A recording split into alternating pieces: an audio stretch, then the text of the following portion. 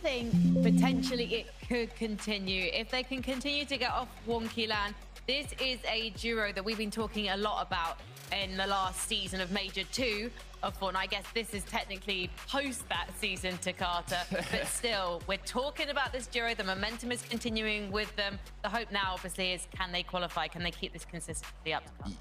Yeah, a lot of big moments to close that out. In terms of Huddy Fishy, we talked about it in Major 2. We were very curious to see how they would perform without kind of being shadowed by Shark and Teeny in Wonky Land, and they didn't quite do too well, to be fully honest. I mean, they got like 32nd, I think, in the major finals. They ended up kind of being surprise conned by Cringe and Volko, and it just didn't quite go their way. So to see them perform this well, to see them play this well in the first match of the last chance qual, the Globals, I'm excited, Vinny. Yeah, and a lot of the sort of stuff that we were talking about this major was about Hutty and Fishy off-spawn, how good they are off-spawn fighters, the fact that they beat Shark and Teeny a few times when they were contesting each other in Major 1. But we didn't talk too much about their end games, and their end games here was absolutely excellent. What they're so good at is just taking advantage of those moments where they find themselves in a really nice position. It was a little bit wobbly maybe there at the end. I thought Chap genuinely was actually going to pull off that 1v2. Unbelievable stuff from him. Unfortunately, he couldn't quite get that first knock and then had his sort of eyes diverted a little bit. But for Hutty and Fishy X, they're a team that I typically associate with being a little bit higher up, maybe trying to play more height, especially in that sort of victory sort of format. So seeing them on that low ground and doing so effectively well was really important for them as well. Definitely. I pointed at you then because I was going through my notes and going, normally that is where we'd expect to see them challenging for the high ground. But actually, they didn't go for it at all. I wonder if they're taking a leaf out of Sky and Scroll's book to Carter. Maybe. I mean, let's take a look at actually how they ended up getting into that final moment in the end game. It looks like they were playing low, and I mean, they were the only duo in those final moments. So we did get a little scared. I think it was 20 HP that Huddy was actually left with here. So if Chap connected one more shot after that jump, if he had a split second longer, it could have went the other way around. But Huddy Fishy did end up securing that win, so I'm very excited to see this game won. Well, it looked very free from them, didn't it, low ground? And I was sort of trying to think, it's like, right, why was low ground so freeform? Sky and Scroll, they went down in like 10th or so, wasn't it? So it's like a lot of that low ground sort of real estate was open for business. So for Hutty and Fishy X, they took that with aplomb, and hopefully now they can use that with a bit of momentum, because that's a big win for them in a 6-game format. So an individual game has even more weighting. Yeah, so what happened with Sky and Scroll, Mini? Because it looked like the zone pool was going in their favor in the end game. They're playing front side, the zone pools in their direction, and then suddenly they seem to get just stuck and unable to get out of the sticky situation. Yeah, uncharacteristic for these guys. Usually typically expect them to really make it far into these end games. We talk about their low ground ability so much, and it just felt like they did get a little bit suffocated. I'm not too sure exactly. We might take a look at some highlights, I'm sure, as well, just to see exactly what happened, or at least look back later on, because it's like, it was one of those situations where I don't think they ever got to the position they were ever trying to get to, and they were kind of just getting swallowed up, and it almost felt a little bit like maybe too many other teams are trying to do the same thing as them to have. Yeah, I mean, I'm curious now how the environment is going to be changed based on how Major 2 ended, right? We know after Major 1, I'm actually going to pause my thought really quick because I do want to look at this leaderboard. So Chap, Flixie are in first place despite not winning that match. And what's interesting here is out of the global qualified teams, I mean, there's some who have not yet made it up here, but Shark Teeny is one of the global qual teams that are in third place, Mini. So let's see a bit of how they did this game. Well, I thought they were going to win this game. As soon as they were doing that little sneak play up on high, it was Pablo and Chino, wasn't it, that were really holding down the fort, and it looked like they were looking pretty solid. And then there was just a sneaky little Shark in the back door trying to look for that entrance point for the high, and they did so quite well. It just seemed like, I think it was Swizzy and Pixie actually that ended up sort of causing them a lot of problems up there. But it just seemed like these guys are maybe reminiscent of their grands. They couldn't quite get started particularly well, and then on day 2 they really came back. Maybe we'll see a similar sort of performance on a much smaller scale here in this last chance qualifier, but in very similar fashion like we usually expect from them, getting so many elims as well. Yeah, I mean, if we're thinking back to Shark Teeny Major 2, they got second. Sky Scroll were the people that were holding them back from that first place. We have yet to see it. So I'm hoping maybe too we could see them at the top here. I mean, they're playing for the prize pool. They already have the global championship spot, but either way, they have been looking incredibly strong starting off with this amount of eliminations. It's no surprise for a duo like Shark and Teeny. This was weird as well, though. I thought Teeny would hit that shot. I just sort of say, because I was like, you know, you'd expect him to hit a big damage shot. That's the prime teeny positioning right there, solo clutching right at the end. I thought they would have been able to squeeze out a second there, but really unfortunate, but they'll be back, I'm sure. Mini Miner, I can't believe you're grumbling about this duo. They're fourth on the leaderboard. You know they're just getting warmed up. We're going to see so much more from them. Hopefully we're going to see more from Sky and Scott, because Takata, we were talking about the fact that they got themselves in a tricky situation. We should be able to look back now at that game, and hopefully we can try and work out what happened. Yeah, what I was talking about with Sky and Scroll is, so in terms of Major 1 to Major 2, it was a lot of playing Storm, but that's because they played Boulevard, and Boulevard is on kind of more the edge of the map. But now that they're center zone, they don't have to get in Storm so early. So normally they can afford to take a bit more risks in playing ahead of the zone here in the moving zone, since Storm Sickness doesn't affect them as much as a lot of the other players in the lobby. And when you're playing ahead of Deadside and you're as confident as the duo as Sky and Scroll is, you should be able to find a lot of refreshes. So I'm curious to what went wrong, because you can see the amount of mats they had, the amount of loot, but it was just a poor rookie mistake, not closing the walls behind you. Not what we'd generally expect from Sky and Scroll, going down with loot, mats, weapons, everything. Maybe it was just kind of a warm-up game for them, Mini. Yeah, it just seemed like, I mean, what makes them so great is the fact that they can do everything that the other person can do individually. It's like they're two solos that can perform incredibly well. Right there, we sort of saw Sky leading the way. Of course, we've seen Scroll leading the way in terms of tarping. Sky went on to tarp. Scroll had to heal, but without actually blocking his back. And of course, because he trusted Sky so much, like, yeah, you go off and do that tarping, you go ahead, and I'll try and heal. Forgot to block his back, and of course got beamed in the back there. But it's only one game. They still find themselves in this lobby, I'm sure, and plenty of more end games for us to come as well. Well, if you think back to the end game, it feels like so many of the big duos were trying to challenge for the high ground. At some points, we're seeing Chino and Pablo up there. Obviously, we're seeing Chap and Flixie towards the end. And also, at one point, I'm pretty sure towards at the start of the end game, we saw Swizzy and Pixie going for it as well. It's good to see them in the lobby tonight. I feel like they're a bit of a slow burner for us this season, Mini Miner. So I really like to see them on fire straight out the gate. Well, everything that I've sort of learned about Swizzy and Pixie this year so far since Globals was that they just perform when it matters. They just always turn up on the big day. It's like, no matter whether it's, you know, day 2 of Grands after they dud day 1, it's like every single time you ask more questions of them, they have the answers. And here, in this last chance sort of lobby here, it's not necessarily that big of a pressure for them. You know, they've already got that qualification, but they're allowed to play with so much more freedom now here, Takara, as well. And I think this is where we're going to get to see the best of someone like Swizzy and Pixie, because they're teammates that just have so much experience, both at this level and even higher as well. So expecting big things from them as well. Yeah, they actually won the last game of the Major 2 finals, I think. It kind of got shadowed as we crowned our champions after that, but they always end on a bang, so we'll see if today they do something similar. Can we talk about Izzy and Osif as well? Another team that you'd expect to see on the high ground. They've had varying fortunes in the past couple of months, but we saw them on the low ground. And Izzy was ragging Takata. He was putting up numbers tonight. He was putting in the work, right? And that's the work that I hope they're going to continue putting in for the rest of the day, because I believe they were literally the placement. They were 17th in Major 2, and top 16 would have qualified them. So they were one placement off, which is devastating. I do think that they have got a good chance tonight if they can keep playing like that. But then obviously I'm going to say that because this is a consistency format.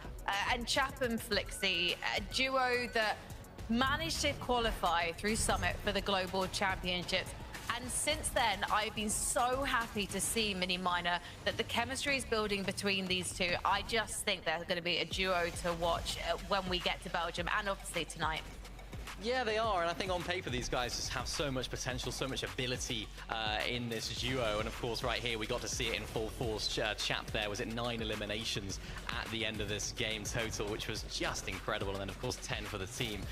This is the sort of prime Chap that we'd expect. This is exactly the sort of style of gameplay that we can come to expect from Chap. And honestly, like I mentioned earlier, I really thought he could win this. I thought he played this actually really well. Hutty and Fishy, of course, went up. They were a little bit split. Unfortunate that he couldn't get a damage there onto Fishy, because then he would have known that he went down and then could have played things a little bit differently. I think could have played his mats a little bit better there to, of course, block off Hutty. So quite unfortunate that he didn't get one little tag there onto Fishy, or else things could have ended very differently.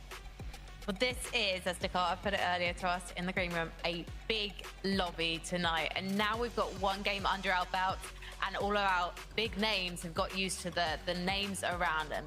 These guys, they're experienced in set lobbies. We have 18 FNCS champions in the lobby tonight. I think game 2 could go potentially very differently, but already we're starting to see some of our potential qualified duos, or I should say the duos that are trying to qualify, breaking through with their performances. I think we should probably be keeping our eyes on Izzy, Nosif, definitely Hutty and Fishy, Mini Miner, but any other duos coming to mind? Well, I wanted to mention about Izzy and Nosif as well, because we sort of spoke about French Fortnite at the beginning of the day. Not so great right now. Maybe they're their last hope.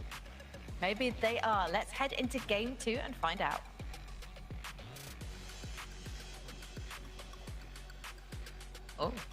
Oh, I thought we were going to be going to the game. Did you? You know what? I'm so looking forward to anyone memeing on us on TikTok. Please get those videos coming in, because we are actually ready to go into game 2. There's the horn.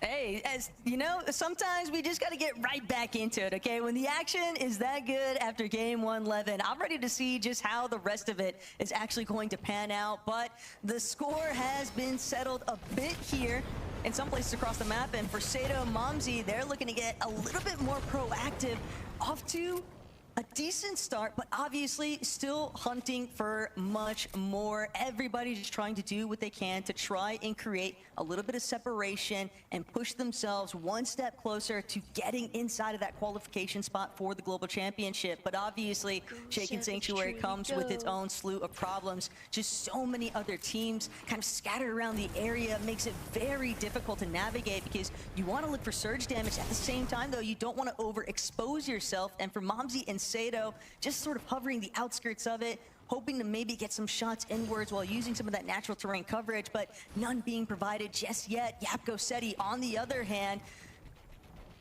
they know they're gonna have to kick things up a notch here. Surefour, Fincheck, a lot of good pressure. Surefour also having a little bit of that shield advantage. Yapko doing what he can, trying to get a little bit more material, but he's running out of builds, he's running out of HP too. Solid shot return, but Surefour still has at least 1 minute to work with here, as now Seti, alongside his duo, is hoping to try and see if he could maybe switch things up a bit here, but even with Surefour being a little bit injured, Seti and Yapko just could not hold it strong.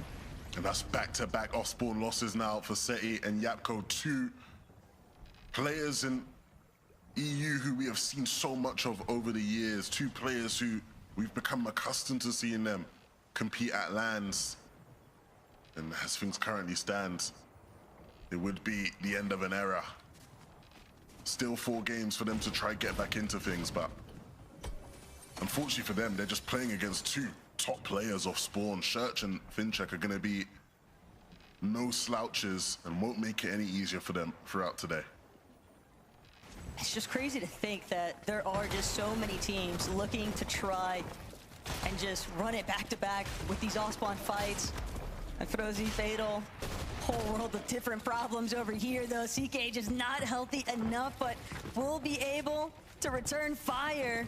He knows that this is the fight that gets separated, but he's shut down just in those final moments. Doesn't get a chance to even go for the Siphon play. So a good hold there for Frozy, but they've still got a bit of an uphill battle. You can already see just outside of where that action was taking place, Jake Kuka closing in.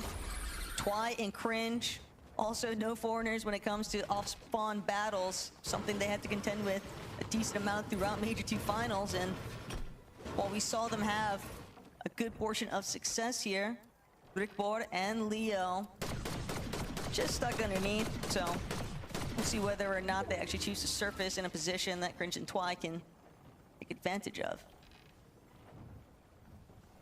Tuning into Rax and Yanis. We saw their struggles in that first game. This is a team though that I think we've seen a lot of positives from them throughout the season. And so aggression here early on. Just want to get their surge dealt with. Make the rest of that mid game a bit easier. Give themselves a bit more to be consistent. Truly and Savage was a similar story to what we've seen a lot from them this season, Taco, as far as tuning into one of them solo. In this case, it was Mr. Savage. We're gonna need to find a different recipe for success here today. I think what makes it so much more tough, though, is just this disruptance factor out of Howley and Lucia's presence here at Shaken Sanctuary. Savage really knew that they were going to have to contend with Fredoxy and Medius, especially after how the Major 2 finals actually played out. But when you throw another party into the mix, it just makes the situation so much more volatile. So can't blame them for wanting to take a little bit more of a passive approach here if they can't find that initial 50-50, for example. But at the same time, they're going to have to get involved one way or another because, yeah, we just did not see them in a healthy enough spot. They did not have the surge that they needed either. And obviously, you know, playing mid and end game as a solo, especially in a format that's very dependent on consistency, it's just always going to be rather complicated. But for Odisai and Akira, hanging out over by Lifty Lodge and definitely scouting out the fact that there is a little bit of action taking place north of the map, and they might want to take a couple of shots in, see if they can play some disruptance here. Pradaj, no strangers to the storm. It's an awkward situation here, but one that they can come out of fruitfully if they're patient enough. Of course, damage already being done, so they might choose to just get out of it. Yeah. They realize the player's been eliminated. That's not going to be as free damage as maybe they would have hoped for. Akira and Podesai will still commit. Akira knows Alba's still there. Does he? He's running in. Don't give up anything too free now. Ooh. Don't fall for the bait now. No, he knows. He's very, oh, they see her. Oof. And that'll be a quick cleanup. Seems like the bulk of Alba's resources had kind of been expended in that initial fight, so just nothing really left over to try and contend with here. So great cleanup crew out of Akira and Podesai, start things off. Getting so much surge in this early on. It's just going to allow them to have much more free time, sort of dictate how they actually want to make their approach towards some of those later zones. Definitely expecting a lot of teams to still be spending some time inside of the storm, especially as we start to approach the partial zones territory. But for Khan and Reason, even though they didn't have to deal with Alba this time around, still Doom and Matisse gonna pose a bit of a threat here, and Reason as a solo, he's gonna have to see this one through all by his lonesome. But if there was ever a time for the pop-off, start to build some momentum, confirming this elimination could go a long way here. But Reason not gonna get the opportunity he was hoping for, will fall back into the tunnels. Might even opt to just take that teleporter out and look for reboot play later on. 2 is better than 1 after all, so at the very least, having Khan back by his side would be probably the ultimate silver lining there. The fighting doesn't stop though. Sharkantini, after what was a very promising first game, we saw the aggression they came out of the blocks with. And obviously, they won't be too upset with the 3rd place, but I'm sure at many points in that game, Taco, they felt like it was theirs to win. It's not really that moment that they took height. You could kind of see it in the way that they were moving. You know, they managed to overthrow everyone. They felt very confident in their ability to just close things out. And, well, spoilers are always going to present themselves when you least expect it. And for Sharktini, they've gotten what they needed for the most part out of Calamari Canyon. Vending machines maybe going to be sought after there from Comeback and Kaiser is probably a big part of the reason why they even opted to head that way in the first place. But for other teams, our game 1 winners, Fishy and Huddy. And you know, Levin, that performance, I think that's what everyone was kind of waiting to see happen in the Major 2 finals. Yeah, I think when you look at just the off-spawn situation, right, it was just so weird and so messy, and I know day 2 ended up being a bit better for them once they sort of figured things out. But that first game, yeah, that's everything. And I think the analysts sort of touched on something I think is really important. Minnie in particular, I think, mentioned just how when we're seeing these guys play well, we're used to seeing them up on height, right? It's them soaring through the skies. That game was a low ground masterclass for them. If they can add more options to their game, that will increase their chances of qualifying for the Global Championships so much more. One thing's for sure, definitely feeling pretty good about the wonky split and not having to worry about that immediate off spawn. But for Rax and Yanis, a little bit of a bailout here. Rax just wants to reunite with Yanis.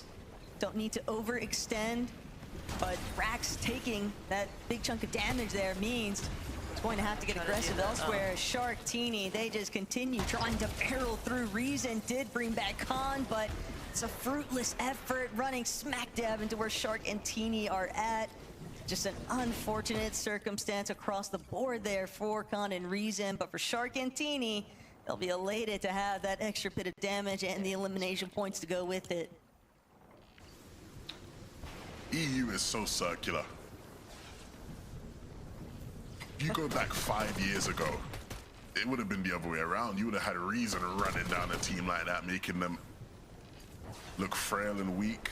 It just goes to show just how much talent we have bursting through this region. Nosif and Izzy, after that first game, will be very happy. Of course, these two currently are playing from Austria. They're in Vienna right now, so they're not playing from their typical French setups. But that clearly is not affecting them too much here after that first game.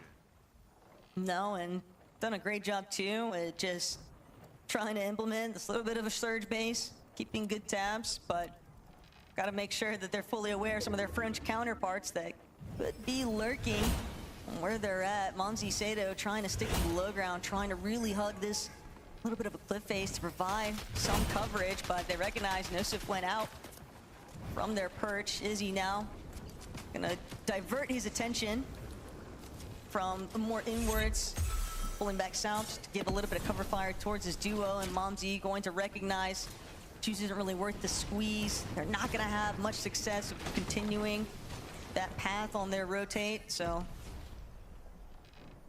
every second really counts in these types of circumstances. Really curious to see how that's going to impact Mumsy and Sato later on, because that backtrack could end up putting them in a much worse position later on down the line here. As Zengi and Gabix, another team, very similar thought.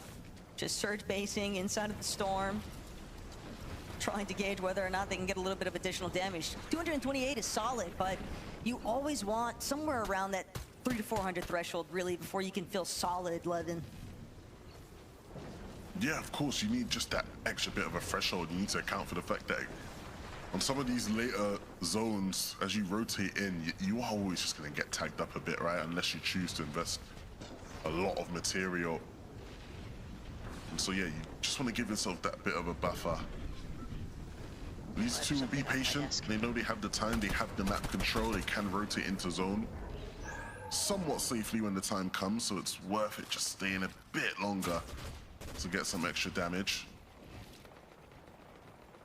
For Nova and Waza, one of those teams where you can see Surge already ticking away at their HP bars. Fortunately, they are sitting right on top of a vending machine, so not too rattled by it just yet. At the same time, though, as they continue to kind of scope out the perimeter, no one's really presenting themselves as any kind of opportunity. They've got a great position already, but they can't really expand upon it because they're just too fixated on trying to maintain their shields. Finally, wasn't gonna let it open, but immediately losing more HP than what he bargained for. Shield will be replenished.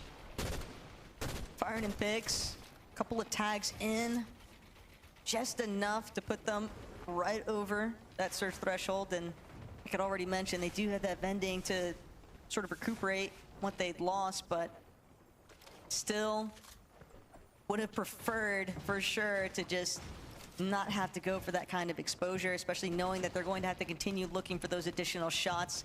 But for Dinas and for Neck, they're definitely sitting well above the surge threshold, and this might be part of the reason why Nathan and Nebs just punished, looking to try and hold separate team because they needed surge.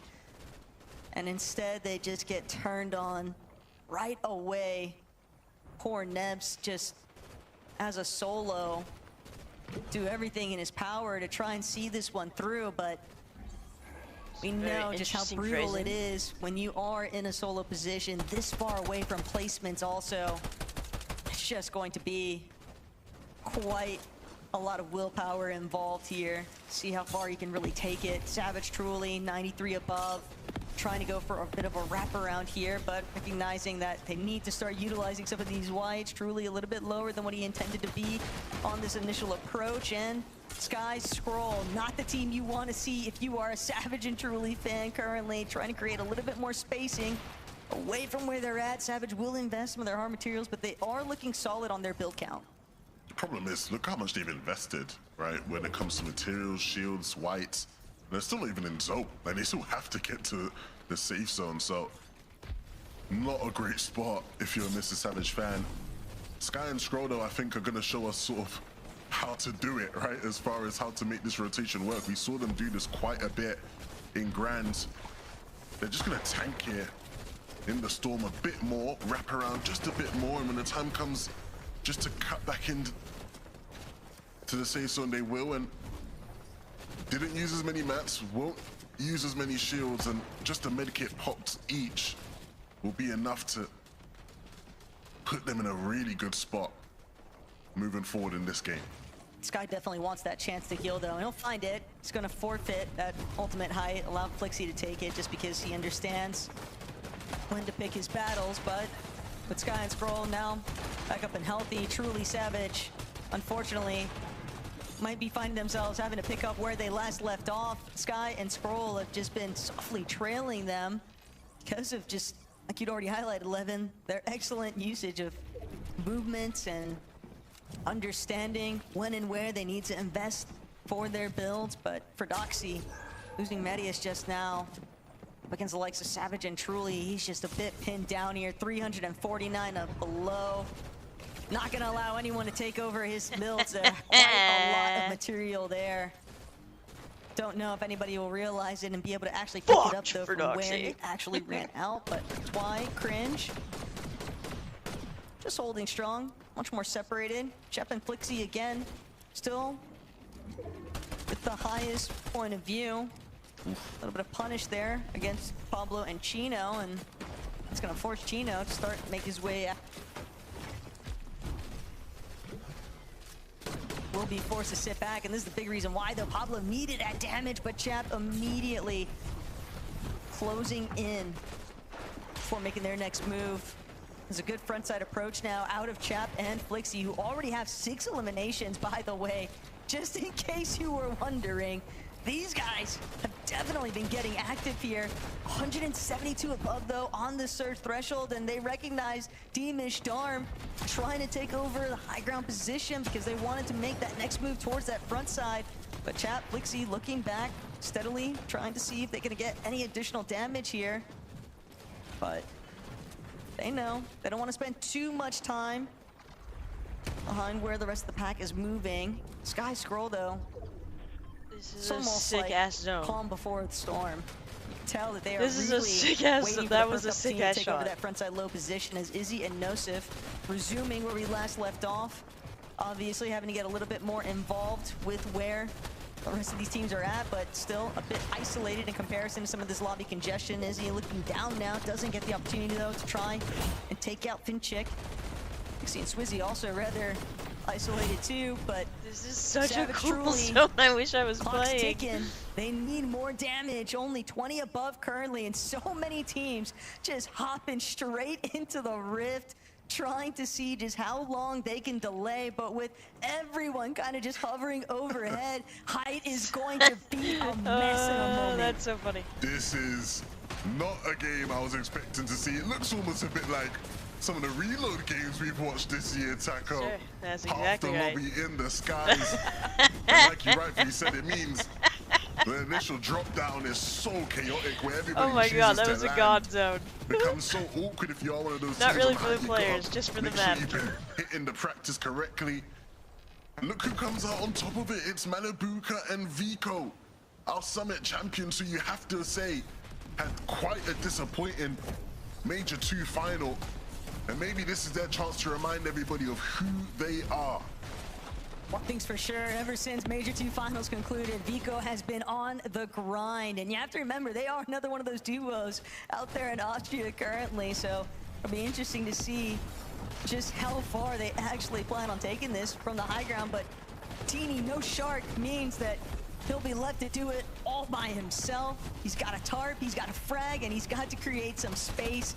But he does find a little bit of wiggle room here, trying to get some tags in onto Swizzy, but Swizzy just doing an excellent job holding his walls. He's also still got his duo Pixie to work with. Kaiser's immediately collected. Teams that are starting to trickle in a little bit after the fact being punished by the duo on height, because Vico and Malabuka are not letting anyone cross over without having to take in some additional damage here. But Mr. Savage, 0 builds remaining, trying to collect whatever he can find, whether Come it's on. a tree that he has to jump at the final Fuck seconds him here. up, Savage. Come on. Fortunately for Savage, the zone pulling away, where he can look back, trying to get whatever damage he can. He needs somebody to go down to one of these shotgun bumps, but it's just not unfolding in his favor. Huddy and Fishy, though, Savage. you would Make think it that they've happen. taken the Sky and Scroll masterclass, because these guys doing what they can to hold it down. Huddy's not going to be able to stay strong, though. Fishy immediately trying to see if he can counteract it, but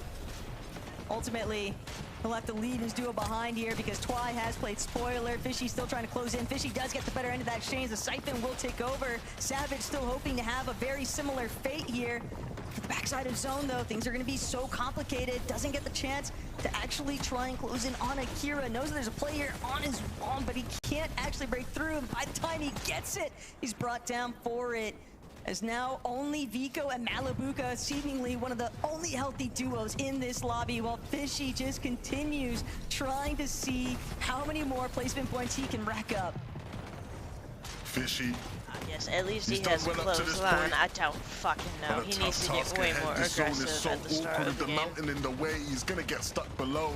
We're seeing that same fate for others. Firing Falls, Gabix will quickly follow. Zangi won't be there to trade him out, but he will do his best to just heal off, stay alive. Venus will do the same. Cammy falls at the hands of Vico. And it's up to Vico and Malabuka now to try and close this game out. They spot the solos out. Frantic and Dinas, one of the few duos left remaining. And so their eyes will now be focused on them. Frantic and Dinas know that they are getting collapsed on right now, but they've managed to deal with the solo. Nice little refresh on materials here. Malabuka has gone down, and Frantic and Dinas, just like that, managed to turn the tides in their favor. That last elimination on Zangi as a solo was a big difference maker for how their endgame actually concluded. I mean, that is not the scenario I was expecting out Hard of to that watch. one. Dinas and Frantic desperately needed a big game, and they desperately get it, Frankie. They did. It's so great to see another victory royale won by an unqualified duo mini miner. Yeah, this is exciting to see. I mean, you know, this is what this format is all about. Those individual moments, those individual games can really make all the difference. And for these guys, they actually did play in the Major 2 finals. We didn't really get to see too much from them, really. It wasn't a sort of star-studded performance, despite sort of starting the season really well. So it's nice that they've sort of reignited some of that, Takata, and sort of found a win here. Yeah, they were in the 40th range in terms of Major 2 where they ended. So starting off game 2 with a VR, it's what you love to see. As Franco was mentioning, we've got 16 duos here that are already qualified to the Global Championship. And from the first 2 games, not a single of them won. It was all duos that have not yet qualified. So it's looking bright for a lot of these teams. Yeah, if you would to do the maths, which I can't because I'm not very good at maths, it goes without saying. Actually, if all of those 16 duos that are already qualified were to be in the top 16, you just need top 19, which isn't bad at all. And for Dinas and Frenek, they are well on their way. I think that this is a duo that, as you've already mentioned, they have experience of grand finals. But they haven't necessarily always piqued our interest, but they're grabbing our attention now, Miniminer.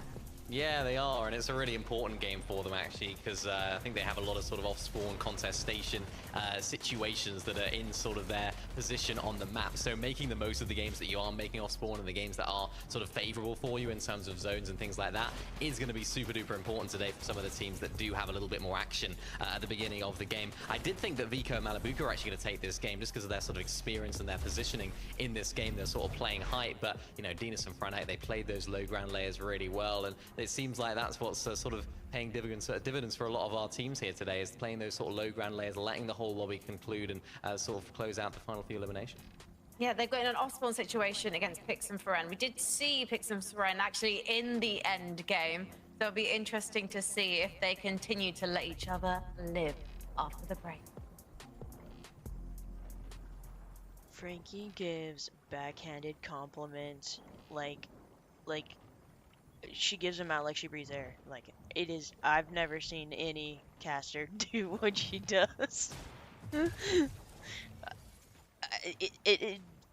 Wait until we're watching globals and she's interviewing these kids and she's just giving out backhanded compliments like in response to their interview answers. It's insane watching her do this.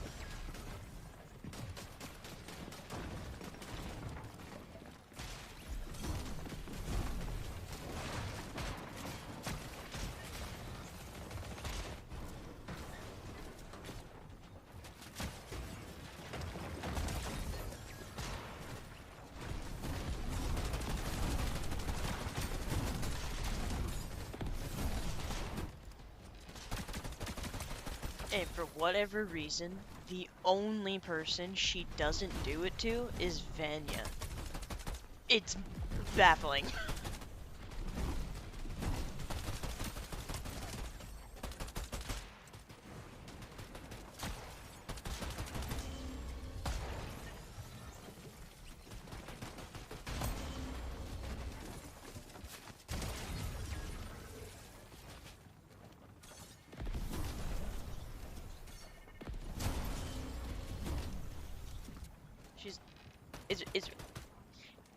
It is actually remarkable how she is with Vanya, because she's the exact opposite. Everyone accuses her of flirting with him whenever she's interviewing him. You can go to Aussie's chat when she's interviewing him, and they will be accusing her of flirting with him. That's how opposite she is with him.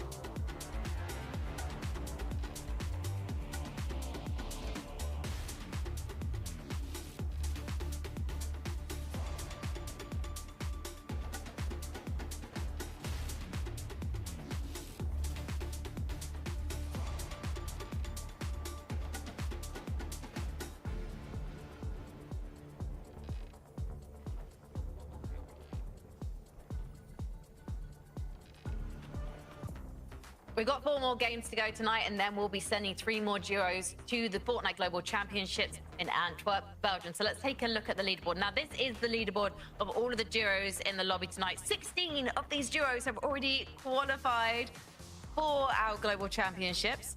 But let's talk about one of those duos first of all, because Vico Malibuka, you'll see them in 10th. They've gone up a whopping 40 places, Wow. nearly scaling the heights of the leaderboard as they did on the high ground in Game 2, Jakarta. Yeah, this is what we've been waiting for since the summit, right? In Major 2, Vico Mali didn't actually place better than 5th in any game. And in the finals, they ended up getting 20th. It was kind of a shocker coming from winning the summit LAN. But now, Mini, it looks like they're kind of back in business.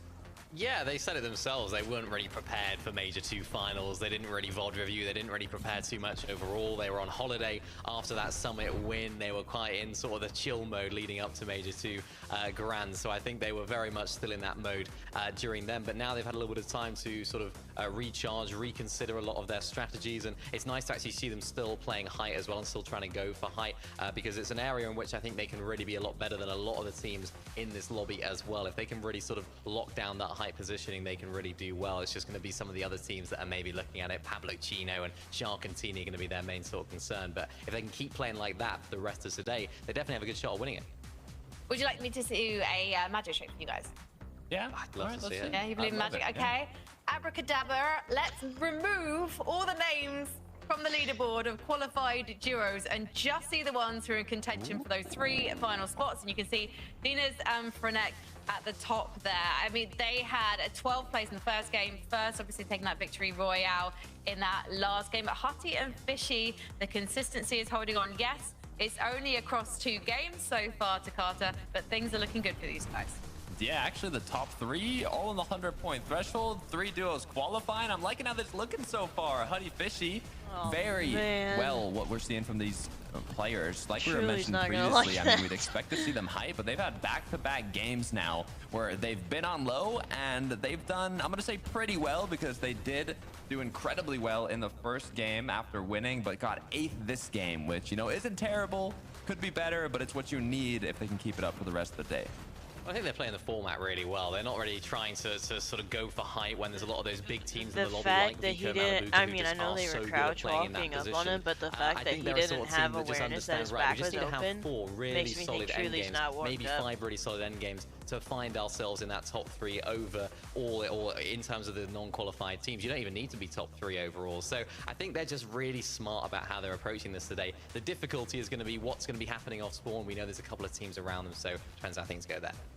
Well, I think it's going to be interesting for Izzy and Nosif right now. They're going to have to go back to the drawing board a little bit because, unfortunately, despite going through the low ground, again, it didn't work out for them in that last game. 20th place with only 1 elim. Maybe they'll be regretting rifting up, Carter. Yeah, I mean, so did a lot of the teams, though. It was a bit of an unfortunate end for Nosif as he saw completely annihilated out of the sky, caused Izzy to be low on Surge. He was kind of just put in a very, very difficult spot to clutch this up. So I'm gonna let this one slide, okay? They got 6th game 1. They ended up finishing 20th right here. Izzy went down, I die like that so all it the really fucking time did in not Rivals. come on par to the first game they had. However, you know, due to the bit of unlucky situation they were put in, unique situation, better said, I think they can still make it count. Well, I think that Savage managed to make his 10th place clutch count because you can see that it's taking him up the leaderboard. Obviously, still away from Dinas and Frenek, but hopefully they're going to be trending upwards as we go through the next few games. Oh yeah, what a great it's clip! Be interesting to see actually how they approach today and how they sort of continue to move through these games, because a big problem that they sort of had throughout this season was just relying too much on solo clutch. You see Truly here going down. Savage needed to do it yet again, and it's like they can't keep relying on solo clutches to make things work. Thinking beyond this, even if they do qualify through, when it comes to the global championships, you cannot just rely on solo clutches, I suppose, unless your name is Sky and Skull and Tell so him, Mini Miner. That's the difficulty for them Tell right now. him. Can they keep making these end games as a duo? If they can, that's going to be the way they can propel themselves into that top 3. But it's difficult because they've got to solve problems that have sort of haunted them throughout the entire season in the next 4 games. So it's not going to be easy. Yeah, they are in an uptrend, though. Their main issue in the grand finals was Storm Surge. They couldn't even really make end games. Right before end games, they were just already getting ticked way too much by Storm Surge. They used all the heroes, they used all their mats, they were forced into a fight. They just could not get to the end game. They started with a 19th place. They've gotten a 10th place now. They're making it to these end games. They haven't got a big pop-up game yet, but at least they're making it. So it's looking better in the grand finals, and hopefully we'll see that trend continue upwards. I feel bad saying this out loud to Carter, but if they're not getting into the top 10 as a duo, can we really expect to see them do what's needed to get into those contention spots? I think we can. I honestly think we can. I think 10th is actually pretty good. I think that's a good sign for game 2. And if they can break in the next games, then this should be more than enough. I swear to God. I still kind of worry about that though, Mini Miner, because actually I feel like that strategy is going to rely on the teams that are above them having poor games. She's just trying to make a conversation. Yeah, it does, and I I think understand that. the thing that they need to try and consider here is just making sure to have like one big pop-off game just to really launch them into that position, because you can rely on some solo clutches if you're already in that position, right? If they're in the top 3, they're a couple of points or a decent amount of points ahead of that sort of 4th place on the non-qualified team's leaderboard, then you can rely on just a couple of solo clutches to squeeze out a few. I think what they need though is that really big game, like game 1 in Grands, just to give them that little bit of a boost, to rocket them up the leaderboards, just to give them that flexibility and freedom so they don't have to play perfect Fortnite for the next 4 games. They can just have one big game, which I sort of think sort of suits their duo here. Do we know if they're still contested? Because I think in game 1 they were surprisingly uncontested to Carter. Did we see Cringe and Volko go for them in the second game? I think it's continued. Cringe Volko went south of Wonky Land, so we're good. Okay, well, fantastic. Well, let's see what happens to them in game number 3, because it's time to board the battle bus. They didn't have enough Hey, material. if you aren't Dinas Frenek, Huddy Fishy, or Zangi and Gabix, the race is on. Right now, that is the cutoff metric for qualification towards that global championship. And for everyone else in this lobby, it's all about playing catch up to where these guys are at. And it starts with getting off on the right foot from the get-go. As Yanis, Rex, in a bit of a pickle here now. Yanis gonna get caught in the crossfire and no options to escape. So it's all down to Rex. We know that he is a very strong fragger in his own right, but even Rax understands he can't afford to try and tango. He's gonna have to forfeit Chop Shop this time around. And to sort of add a little bit more salt to the wounds here, Dex not really allowing him to budge, doesn't want to give that recovery opportunity here, even with Rax just trying to gather whatever little bits of scraps of loot on the outskirts here. Ellie and Tex just still sort of honing in on his position, and it hurts even more because Chop Shop being that legendary POI this go around could have definitely gone a long ways for them, but instead we'll have to see whether or not he can even escape as Fishy Huddy over at Wonky Land. Back-to-back matches now, Levin, of them making their presence known from the low ground. So they've certainly been hitting the drawing board for strategizing, and we can see where things went so right for Huddy and Fishy. And it was just that off-spawn. Cringe Volko decided that they wanted to come back to Wonky Land, but they picked the right team to try and duke it out with. Huddy and Fishy got to be feeling really good because they didn't even eat that much return damage, if any at all. So just a lot of surge to have hot off the gate. Yeah, that couldn't have gone any better. Like, you know, you see those guys gliding in, and you're like, hold on a minute, what are you lot doing here? All right, I guess we got to deal with you, and deal with you they did. And for a team who, I think you'd argue probably their biggest struggle has just been consistency in early and mid games. To get that extra bit of damage tackle, it's going to go a long way. We might see a third impressive game from these two. Clearly firing today, but still much to do. The job is not finished. And that's why there is still hope for teams like Podesite and Akira. Not quite had the most amazing of starts, but also not bad either, sitting in 13th going into this game. The big game could propel them into the spots they want to be in to qualify. Yeah, it's still early enough, since we are just now approaching that halfway metric for today's competition, that if they are able to net just a solid endgame placement, maybe a handful of eliminations to go with it, they can just catapult themselves right up that leaderboard to being in a much better spot for contention here. But for Strap Skrill, they're gonna have to deal with the likes of Jake Buka. Skrill, though, opening up, immediately eating some damage. Wasn't able to get the shot in that he'd been hoping for, as Kovacs and Jake Buka have done a great job of not only getting their surge in, but just creating a little bit of distance here now. Because Skrill and Strap, they'll have to divert some of their attention over towards Lucky the Arya and Sake, who have started closing in. We knew that this part of the map was going to be very active throughout the course of today's games, but fact of the matter is, Jake, Luka, Kovacs, they want nothing more to do with it. They're gonna forfeit Birders Beach and get out of Dodge. Well, they still have a chance to.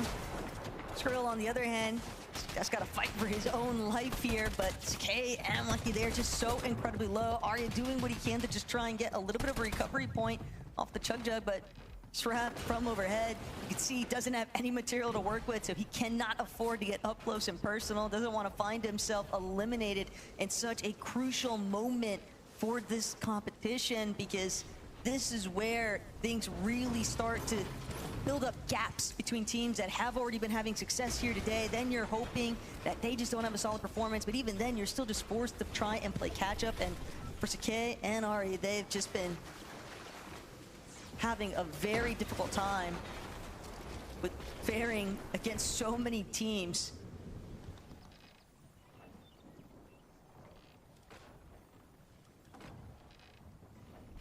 What a start it's been for this duo, Flixie, Chap, first in the day so far. And I'm not gonna lie, Taco, we ain't used to seeing these guys been first in any leaderboards this year, I feel like. But hey, if there was a time to show, and they are still a top duo, would be now, right? Obviously, a team that is qualified already, but one that is yet to show us, I think, their best this year. What are they gonna do here up against Axe Force, though, is the question. Is this just a hot start to the day that fizzles out into nothing, or are they here to play and win first place? I can't believe the Spire is a preferred weapon. They're gonna need to continue that consistency if they want to bring home that 40K prize pool. Still, other duos just a little bit of a different predicament here. Prism and Casper. Oh, but the burst certainly is worse. a team that has just had really rough time at trying to get their bearings here. But for Ghost and Lemon, holding strong, even though Ghost looking rather injured, so might be difficult for him to actually make it out. But for Vico and Malabuka, immediately capitalizing on elimination onto Nova. Just a matter of time before they try and pick up Waza along the way here, but additional tags coming in from teams a little bit further out. But Vico and Malia, they are just super fixated on Waza. They want this elimination. Waza just barely managing to escape the clutches of Vico and Malabuka. But where he's headed might not be any better here, as now Blaha could potentially try and play a little bit of a spoiler on that escape route.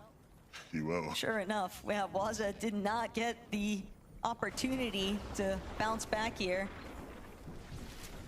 It's just how the cookie crumbles sometimes when you are left in that sort of position, sandwiched between other teams. And Vico Malabuka, hey, we saw the sparks of life from them in the last lobby, and now it's just all about them continuing to build up on their form.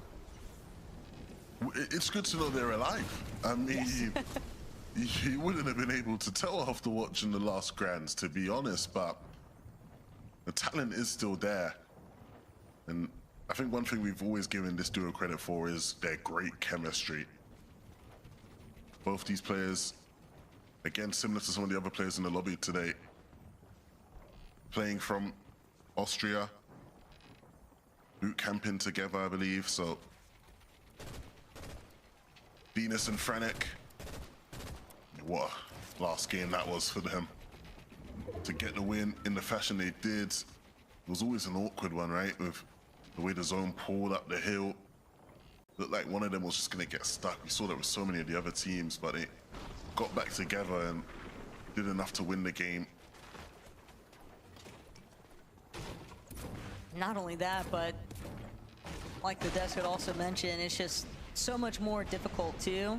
When you are in those off-spawn contention periods, you really got to make every single lobby count. And well, sure, in FinCheck, they might have a bit of a tough time here. It all depends. Don't really have a whole lot of material to work with. They will be able to create some space. But for Darman Demish, whether or not they're actually going to forfeit that opportunity to continue the aggression, we'll just have to wait and see, because now it's all about Chap Flixie continuing to remind everyone just who they are and what they're capable of. And Podesai and Akira aren't careful, might find themselves getting lined up in the distance or some surge damage. Already alerted. Wasn't Chap and Flixie though. Another team instead taking note. Axe Force Bevies going to be the ones to try and get some additional damage in, but Vico and Malabuka have now decided that they like fighting, and they like fighting early on, and they're going to keep trying to force these engagements with other teams that just barely manage to start getting a little bit of ground underneath them. But those shots are just too menacing right now. Vico and Malabuka, they've got so much coverage here, and Alba trying to do what you can, but it's just not enough. One of the things I'm interested to see if they learn from Grant is just when it is time to leave. We saw them taking fights here at the bus stop a bunch in Grand, but a lot of the times it would just take way too long, right? We had that one game, if you cast your linebacks, where it was them up against Pink and Haris, and it felt like they were there for half the game, camping and waiting for a chance to get the LM. We know these guys are always going to be scary in these types of fights, but when you're not getting the damage you want out of it, it comes a point. You have to know whether it's worth the investment to stick it out till the end.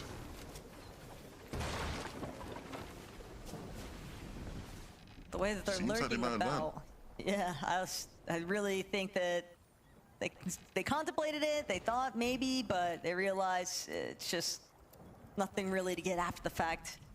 And it does look like Vico, having taken a little bit of damage there, means that they are going to have to maybe try and rebuild some of that surge, but they have still done a pretty solid job here to open the door, at least for creating those opportunities later on down the line.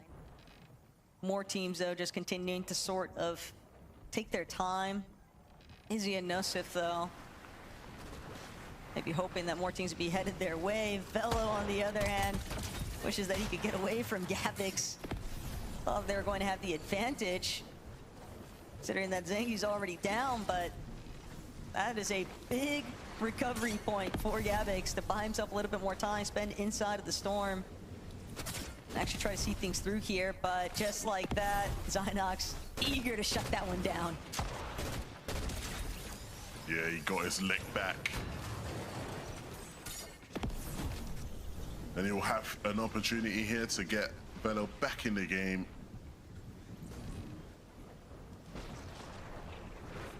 Oof. What do we have here? Banya, maybe an easy damage opportunity if he can get there in time, but nothing in life ever comes easy. He will take some damage himself. Who even shot him there? It might have been one of the teams still hanging out at Cluster Coast. Cluster? Wow. Which, What an angle. bit awkward though now for Nefrizia and Vanya though, because I'm sure that that's likely even alerted Podesai and Akira that Vanya and Nefrizi are directly behind them if they weren't aware of it already. But Akira and Podesai, the way that they're boxed up, seems like they were. Well, honestly, I think what matters for them is just whether or not they're above or below on Surge, really, because the position is not a bad one whatsoever. But of course, if they're down on Surge, then I'd say it's not the best of spots to be in. So that's a real important factor for those two. Matisse and Doom barely above. But some opportunities for damage here, Taco. I think if you are patient here in the spot, just on top of this hill here, I think they'll be able to get a couple tags out of it. Flixie Chap, though, not looking for tags. They've gotten their damage out of this one. And now it's just about moving right back into the zone. Let's take a look at how Flixie racked up some of these limbs.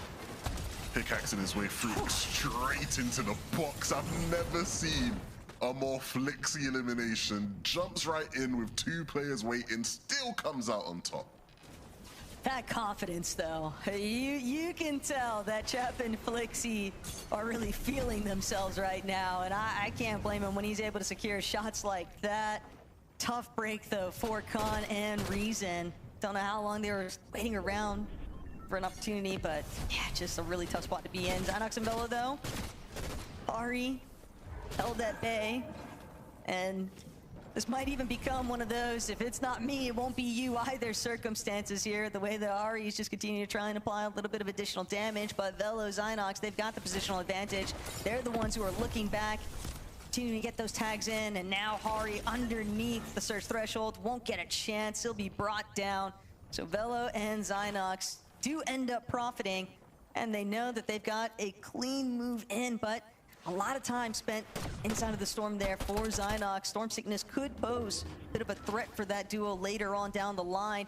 Savage and Truly, though, they get a zone pull over towards Shaken. Levin, this is the game where if you're talking about pop-offs, we're gonna need to see it out of these two because the gap is growing. You know I'm on the Mr. Savage train. You know, I'm there, I'm supporting my boy Truly as well, big fan. If we cut back to them in a couple zones and one of them is solo, I'm done. I'm off the train. I'm out of it. I'm gone. Everything looks set up here for them to have a great game as a duo, and so we want to see that happen. If they can't make it happen here at the halfway point, I think it'll be very telling for their signs moving forward. Of course, I know Savage is having some technical issues, but nevertheless, the lobby continues. Frantic and Dinas are perfect examples of that. They sit in a great spot, racking up damage to continue what's been a great start to the day. But Taco, there's still so many big name players in this lobby, players who were the main protagonists of the Major 2 finals that haven't quite made their mark on this lobby yet. So we'll see if this is the game for it to happen. Right now, Sure and Finchek, they were trying to build a little bit of damage because you could see just how desperate they were for it. But now Schiffer as a solo, 275 below. Whether or not he gets damage, it might not even matter. He's looking to be just a little bit of a materials refresh for iDrop and Gonzo instead. They won't have any complaints about how that one shook up for them, but for Noah Riley and for Strokey, other teams, each of these corners of Shank Sanctuary, you've got duos already in some pretty crucial positions here as Nosif Izzy. Plenty of damage, just gonna continue hovering towards this front side position, but guess who's already there? Beat him to the punch, Sky and Scroll.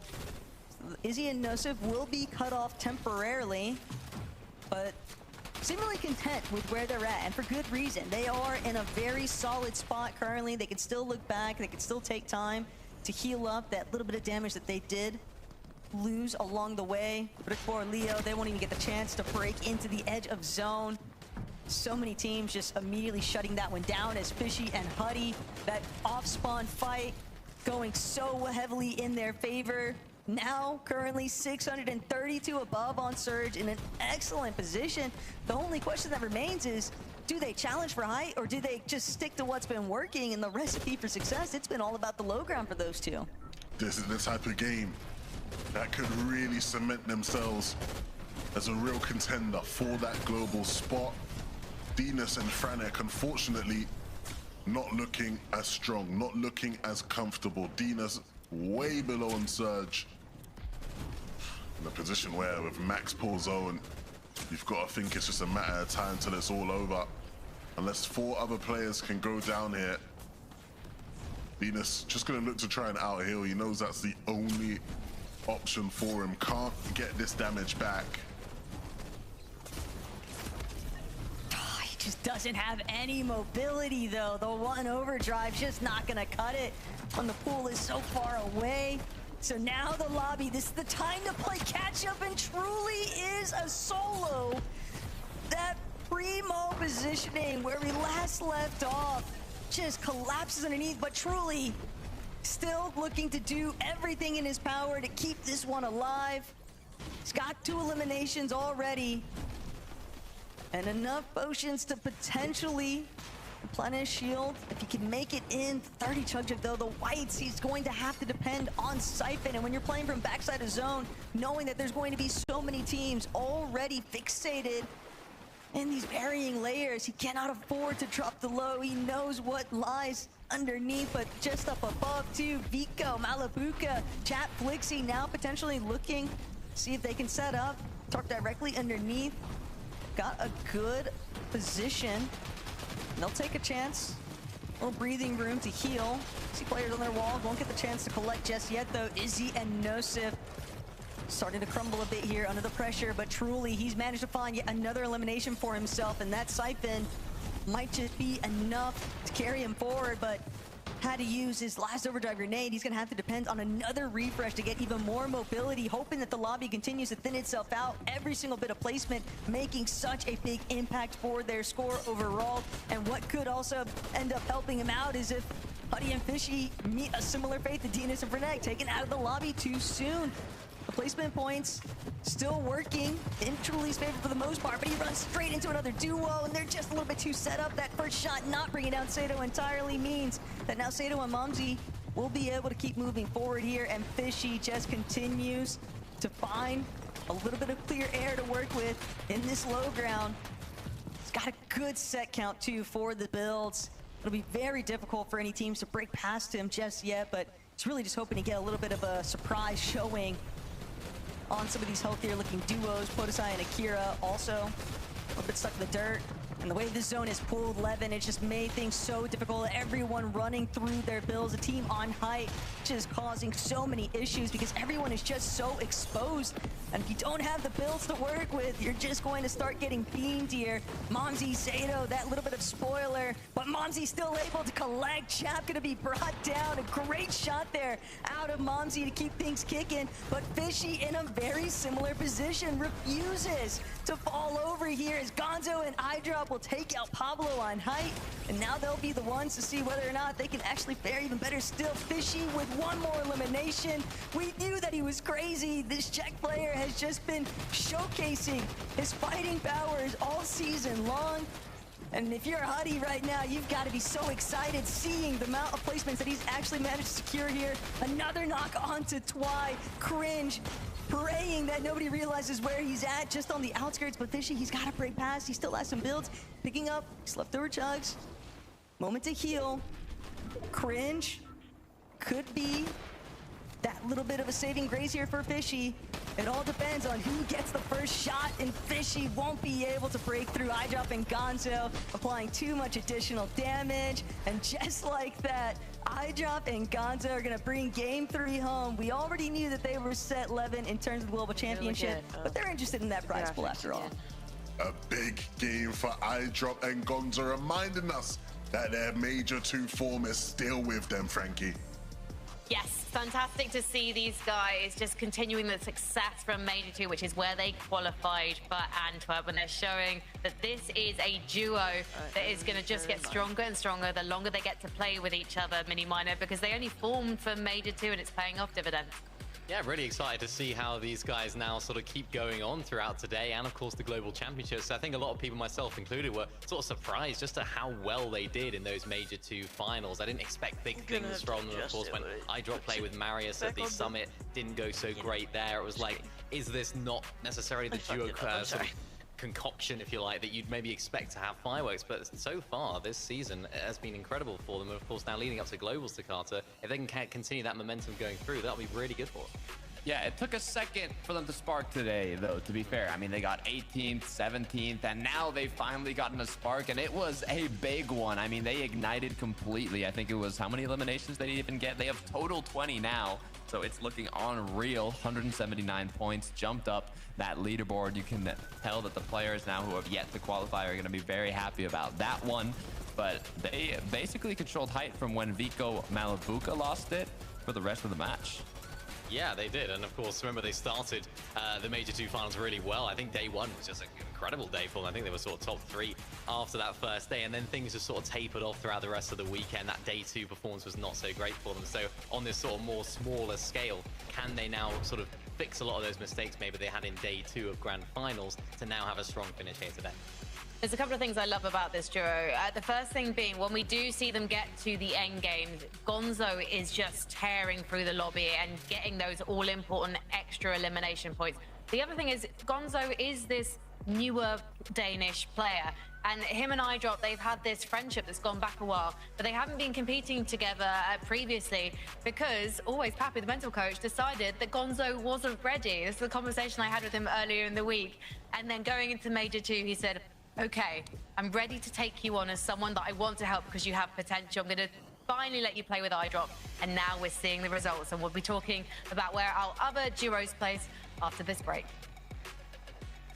I thought she was saying she was gonna play a game with him.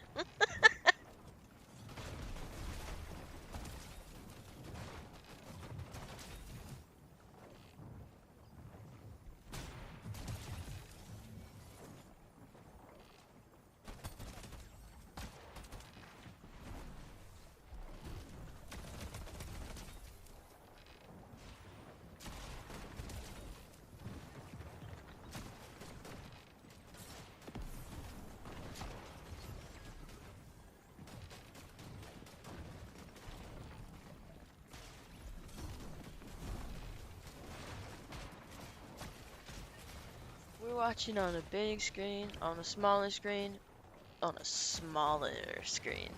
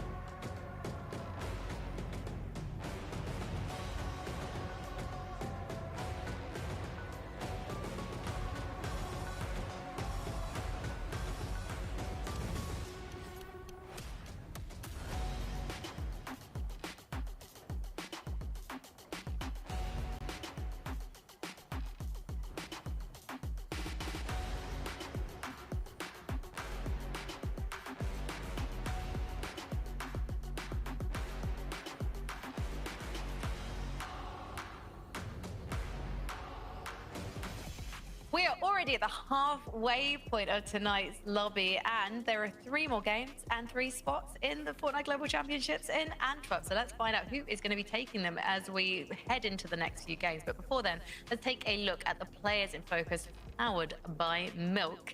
These are the individuals who are really putting up godlike numbers like Chap, Mini Miner.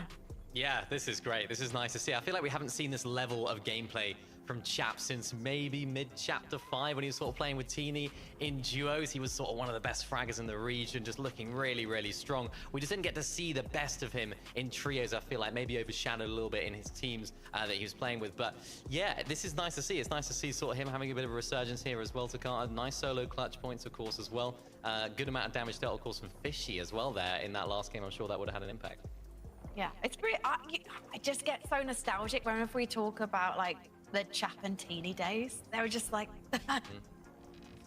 just one of my favorite eras of Fortnite. Let's bring up the leaderboard though before I get all misty-eyed. because I'm excited, guys. I'm excited for the competition. This is the overall leaderboard. So this does include the duos who've already qualified, because there's 40k on the line for whoever wins the lobby tonight. And actually, Party and Fishy, they're not just dominating the non-qualified players leaderboard, they're also dominating the overall leaderboard, Takata. How crazy would that be? Not only passing all the 16 duos that are already qualified to globals, but also qualifying yourself in first place. Huddy Fishy are playing the tournament of their lives right now. This is what I was hoping for in Major 2. I was really hyping them up before it started. I was ready to see what they were capable of when they weren't going to be shadowed at Wonky Land by Sharkantini, and this is more what I was expecting from them. So to see them perform so well now, they've gotten top 10 every single game. First, a third, mini, it's what you love to see. Yeah, and you mentioned it right there, you know, them. We always talk about them as a team, but Fishy X, we don't speak individually about both individual players, probably enough or as much as we probably should, because Fishy X right there, what a clutch that was. I mean, you know, you don't get many Czech players, but he's probably now got to be one of the best players, or if not the best player in the region. It was always Hutty that sort of had that role, had that title, but maybe Fishy X after that performance right there, just showing what he can do and showing the reason why Hutty picked him up, of course, and has played with him for so long. I think they're a real force to be reckoned with. I think we don't give them maybe enough credit as a team here in the region. We will sort of talk about them as the disruptors, the team that can win the odd game, that can do well in the sort of lower level formats, but they're a very, very solid team. And if they do make it here to the global championship, they definitely will shake things up as well. I did it wrong. But let's take a look at the non-qualified players. I did something on my computer. Changed the graphic setting. I'm tired of it looking like shit. So hang on a second. We have time. Don't worry. Don't worry. Don't worry. We have time. Okay. It's coming back. But I just want to restart. I don't know. It's, you know, I could see jagged lines. And I switched my GPU settings to quality. What the fuck? Can you open this or what, man? Open! Having a panic. Oh, I wonder if it's gonna try to open twice. Let me see. Let me see. Let me see. We have time. We have time. We have time. We have time. We have time. It didn't open. That's awful.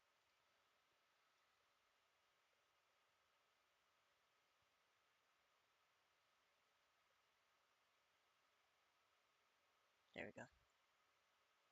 I think I think I just tried to open it too soon before it like officially like closed all the background processes. So I got confused.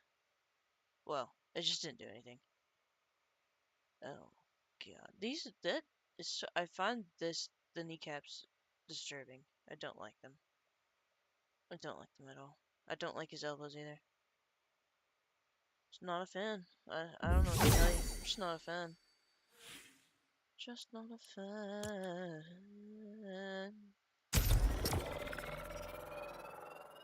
We have time. We have time.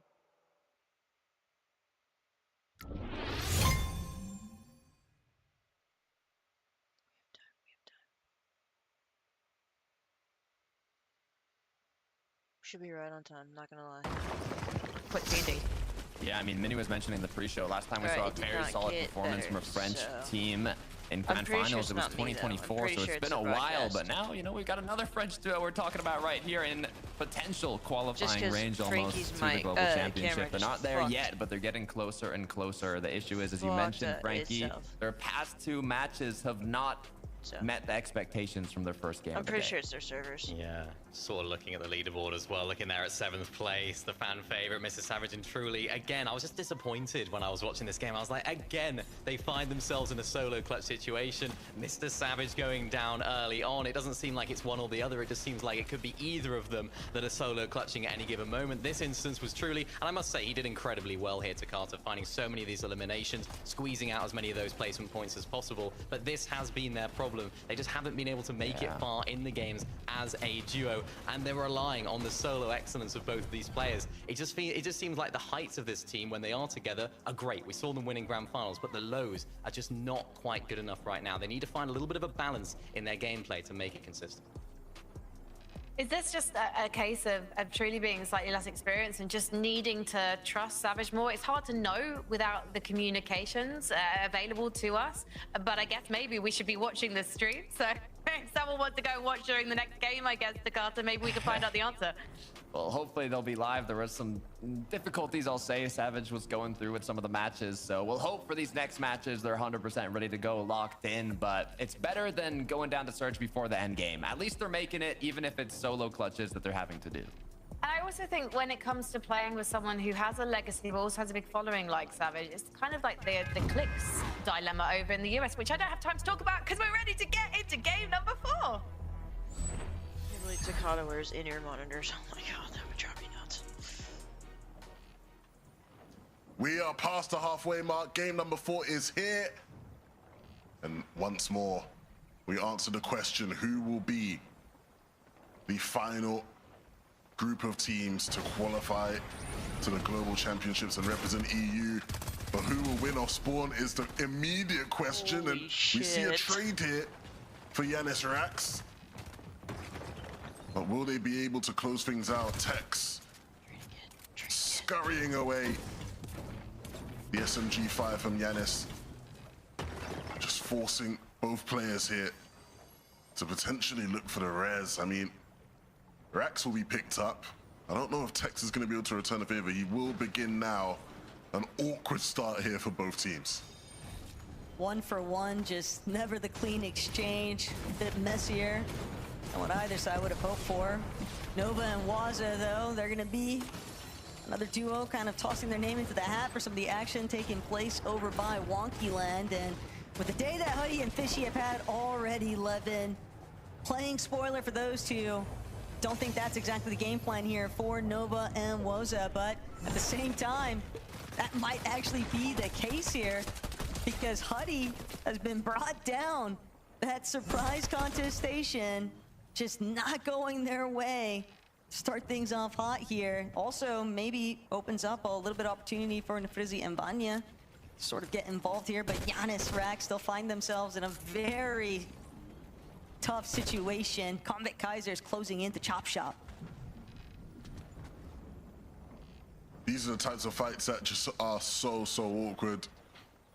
You think you're having off-spawn problems and then another team rocks up and adds their name to the party.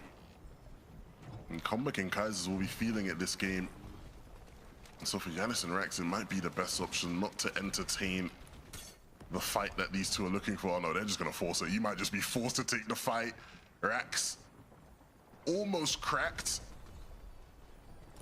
Will recover, and okay, Kaiser's and Comeback won't fully jump in, but for a moment there, Taka, I thought it was about to get scrappy.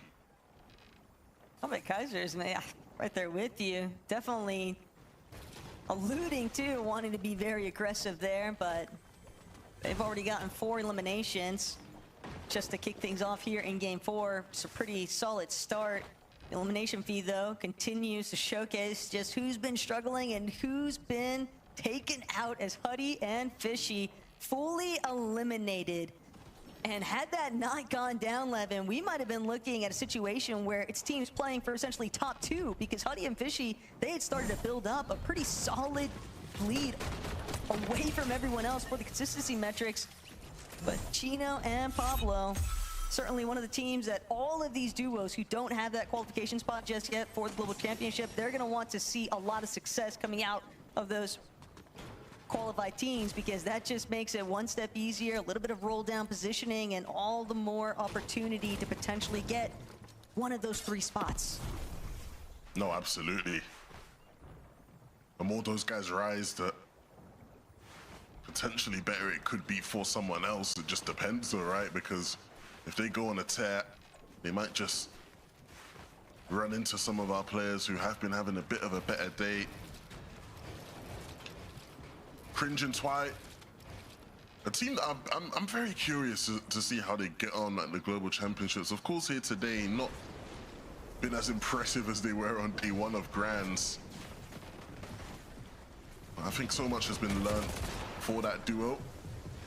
Thomas, Focus, another team again who maybe I was probably expecting them to have a bit of a hotter start to the proceedings today. And they're up against a very hungry Ghost and Lemon, but unfortunately Ghost goes down, and so Lemon in a 1v2. What are we reckoning? You think he's got this 1v2? If he can get one of anything in this kind of position up against the likes of Thomas and Focus, that might be a big enough accomplishment here for the mental at least. But Lemon, for what it's worth, You know, giving him the one. it's not even that. He's getting tagged though from a distance, and Lemon doesn't even get the chance. Kiro intervening. Despite the fact that Focus and Thomas were cool to let the ISO take place, they still can't deal with the fact that another duo just swooped in, stolen that elimination away from them right on their noses. Fado, Momsy, though, they've got Howley.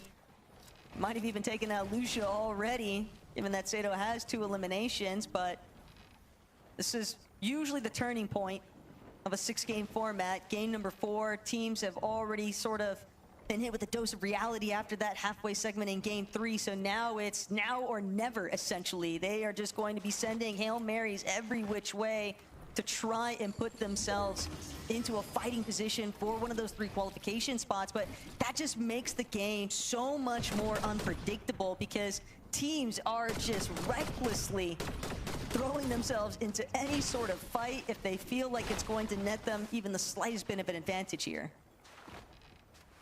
No, absolutely. I think things are going to start to get intense. So much on the line, so many players fighting for these spots. I'm actually kind of jealous of the analysts of that leaderboard they had. I ain't got that tech, you know. Fortnite track ain't got all that, so I might need one of those just to see again who is in contention as far as the global spots go. When you have a lobby filled with so many players already playing for, you know, just the money because they've made their globals qualification. A lot of the times it comes down to conditioning. It comes down to trying to stop some of these teams who you know are good that land around you from qualifying. Look, one thing I'm gonna say, and maybe people won't like this, right? The EU players, we're very confident in our region, right? We know the talent within EU. A lot of these guys would rather it be a team from, you know, Asia or Middle East landing near them than another EU team. If you ask them, they're gonna tell you, yeah, I'd rather not have another EU team near me, you know? And so they'll do anything to stop some of those teams from landing and qualifying for globals if it comes down to it. And so if you're one of these teams, if you're a Nosif and Izzy, you want to get the job done, you know, sooner rather than later, right? You don't want to be in a position where that could be a problem for you. Rickball, Leo need to do so much in these last couple games to be able to push themselves back into contention. Akira though on the back foot. This isn't good whatsoever. Especially not with Chap and Flixie being the ones to aggress because they've got absolutely nothing to lose, all the time in the world to work with, and Akira is going to be brought down. Podesai have to see just where exactly he's ended up, but just so split, no real way to try and back up his teammate. And not only that, but he's a sitting duck here essentially at Golden Grove. He won't really have a great opportunity to try and escape and even look for a reboot because on his way out, we saw this other team sort of lining up in the area around him. X-Force Bevies, though, don't catch a glimpse of him just yet, so he does manage to skirt on by. He's able to get that reboot off onto Akira. Could be enough to revitalize that duo, but they are just so close, Lev. Heading into this lobby, with Huddy and Fishy having been eliminated, teams are looking at Dinas and Fernek, Zengi and Gabix to be the next to fall if they want the best odds of overtaking their position on that qualification metric. But when you've got duos like iDrop and Gonzo sitting it out at the teleporters, the game just gets all the more scary. You start to play a little bit of Evil Fortnite Horror Game Edition. Yeah, after that last game as well, they'll be looking to keep the climb going. Win would not be bad for them whatsoever. Yeah, we saw them playing this way a lot throughout Grands anyway, and so we'll see how many people have been prepping and VOD reviewing for today, expecting that. You're always going to expect someone in the teleporters. That's always the risk you take. Podesai, though, will continue his odyssey. It's just not looking good. Every time we see him, it looks like he's just going to run into someone else that will steer him off course. Should be able to get his duo back in the game, but where that leads them moving forward will be quite the precarious situation.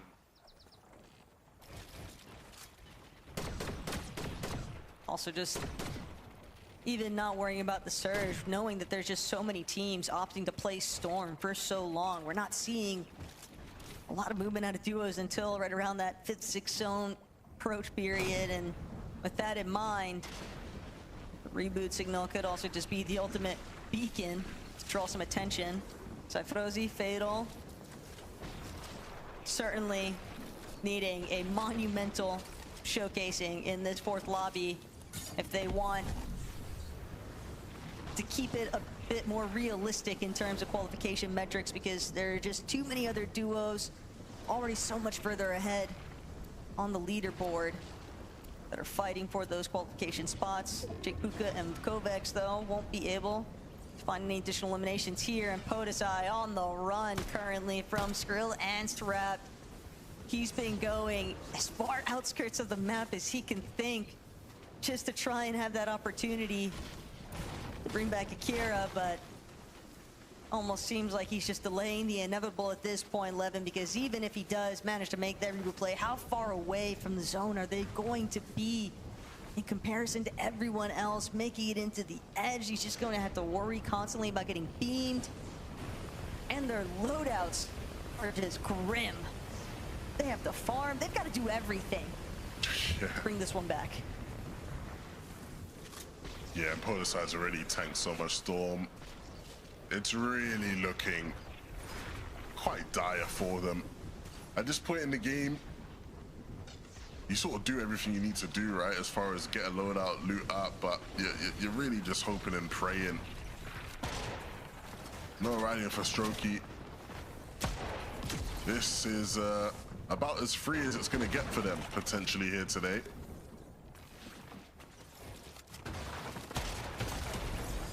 Okay, don't play with your food too much. They get the LM. See. It's just a tough break that happens sometimes, though. Podesai did everything in his power to try and correct course, and the issue, though, is that there's always another team inside a Storm. With the way that this comp meta has been broken down, is now Yanis, Rax closing in. They want to try and build a little bit more points here. They're solid in terms of global championship, but at the same time, prize pool still up for grabs. And they're going to need this elimination because they've definitely been hurting in terms of their material count and everything else. That initial off-spawn fight being so much messier than what they'd hoped for has just put them in a constant cycle of trying to recover the game. And what makes it even worse still is that they're not the only ones. 240 below, though, currently. They need to find an immediate refresh. And they've got to hope that the duo that they take out has some builds to go with it. Yeah, this is so awkward. And ultimately, this is actually one of the examples we're going to see of just where you are a team playing the Storm and you have almost none of the benefits whatsoever of playing the Storm. You're almost still in congestion. Obviously, a lot of players have finally started to leave because Zone is quite a ways away, but there was like 5 other teams around them there. It's not even like you're taking an isolated fight. You still have to be wary. And then you just have this insanely long route to make with so much to do. No whites. Janice, it's gonna be free loot. Frosty will keep his rotation going. But that was one of the things I was really curious about today, Taco, as far as we saw the success across EU and NA of the teams who didn't overly rely on playing the Storm. And so I actually didn't know what to expect of this lobby, right? As far as like, I'm sure there would have been plenty of the players in this lobby watching back and thinking, okay, maybe we shouldn't be playing as much Storm as we did try and play in Grands. But then does that counteract the effect? Because now less people are playing Storm, so actually it's not as bad to play Storm. And so you have this sort of weird cycle that sort of permeates through. And I think that's why we're seeing so many different teams, I think, in this lobby just find success in these games, because it's become sort of game on a game-to-game basis based off of the zones and the pools. Dinas and Franek have had, you know, bits of success in both different scenarios today. But once more, Taco, we watch one of them as a solo moving into this endgame where they are still fighting for a global spot. And it just becomes all the more problematic too, because yeah, so many teams just choosing to try and reshape their game plans on the fly. Again, it just really creates so many dilemmas for everyone else involved, because you just don't really know what to anticipate. You're not really sold on playing the Storm, but you're also not super sold on wanting to be some of the first into the zone either, just because there are teams already finding their elevated positions. I know some of these duos, they are hoping that if they caught glimpse of Dinas going down in the elimination feed, or excuse me, Franek, that Dinas follows shortly after, because even with them having a pretty strong start to the day, if they can't continue to replicate those early successes, things are going to eventually fizzle out, because there's always that last push, it seems like, in these types of competitions, especially when you approach that Game 5 territory. Yeah, I'm curious to see just how he rotates this. You can see him at the bottom left there in one of the not ideal spots. A couple of teams ahead of him as he will look to make his way into the zone. Has 2 overdrive nades to use, and so the timing is going to be pivotal. Nosif and Izzy starting from a bit higher up, and so their initial nade will take them a decent journey, but making probably the right play here to just pause and take a break, not try and greed too much out of the overdrive nade. They'll invest a couple materials, and that actually looks like it's going to save them a lot of HP and get them in a really nice spot here in zone. Great rotation from Izzy and Nosif. Definitely betting from it already, because they're immediately starting to apply some pressure towards those teams still stuck behind them. Is Momzi Sato looking to take out Shark, doing everything in his power to try and hold strong here, but Kaisers can't say the same for him. So many teams just a little bit late to the party here. And for Momzi and Sato, they are hoping to have that separating moment, because this game could be the one to help them play leapfrog on those leaderboard positions. Setting up already, but it's Hari and Cammy who could potentially be caught in a little bit of a crossfire here. They know I dropped Gonzo just across the way. Gotta be a little bit cautious here, even potentially debating. They're gonna drop, it looks like, before opting to go forward, but I dropping Gonzo, they might have to look elsewhere, trying to force a little bit of damage, because they are currently underneath. And it's such a shame for iDrop. I mean, if it was 12 months ago, he'd just be able to hop over and just get in Cammy and Hari's box and get all the help he needs. This time around, here in duos, that isn't an option for him, and so he's gonna have to rely on Gonzo's abilities.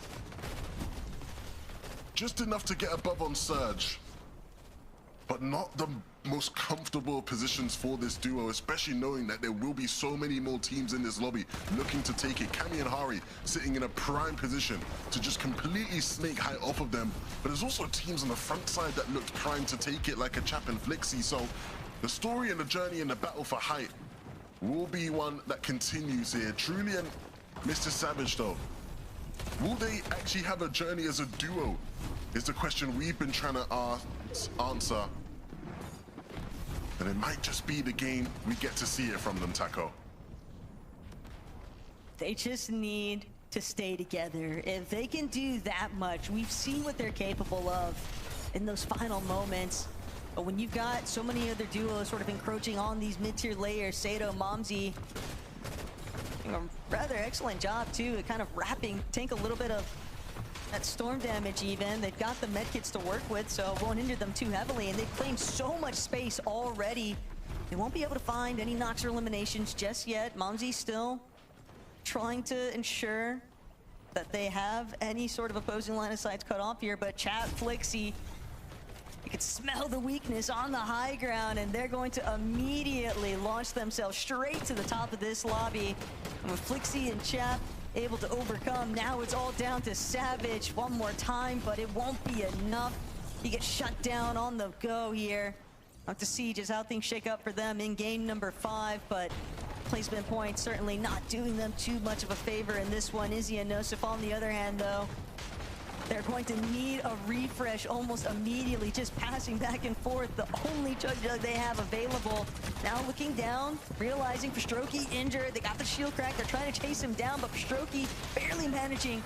But wait just for a second there. Nosif, though, able to claim it after the fact. So that slight addition of materials helping him to just go one more layer up.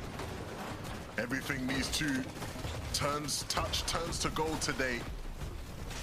But they need to find a bit of space, find a bit of breathing room just to regroup and look for a refresh here. So many scuffed players that are available, and if they can't find it, it will be somebody else. Nosif left alone here, and now he becomes the solo bait.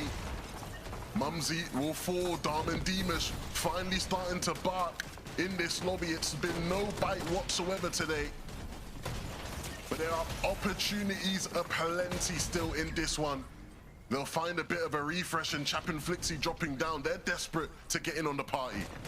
Yeah, but Deemish definitely a little bit more injured than what he'd been hoping for, as now Axe Force and Bevies start trying to claim a little bit of this front side territory. Looking back, Waza, Nova, not the only ones though down here underneath with them. Vico and Malabuka also looking to take a stab at things, and they've already got one piece of the pie here, taking out Axe Force, and now Vico is going to be left to fend for himself. Doesn't have any builds whatsoever though, just scrambling mental over, trying to stay out of the line of sights from these players surrounding him. Does manage to pick up some leftover materials here though, but Bevies has got the final score. He'll take out Vico at the end of it all, and here, just like that, it's gonna be shut down because Darman Deemish definitely still plenty of dog left in the fight. This is their time to make a play happen. Nova and Woza are there, but it's Chap and Flixie, the ones to apply the pressure. Deemish, 10 a limb so far today, but the one he needs to hit won't connect it. It's Chap and Flixie. After a very impressive height take, we called it earlier on. You could see they were sniffing it out, and that's exactly why they deliver the win, Taco. They were frothing at the mouth to bring this one home, and they got the job done after all. So Frankie, Takata Mini, what do you guys have to say? I just have to say, all hail the new kings of the high ground, Chap and Flixie. I mean, no layers are safe when these guys are in the lobby, Takata. No, not at all, but I'm almost still stuck on Deemish's 10 eliminations.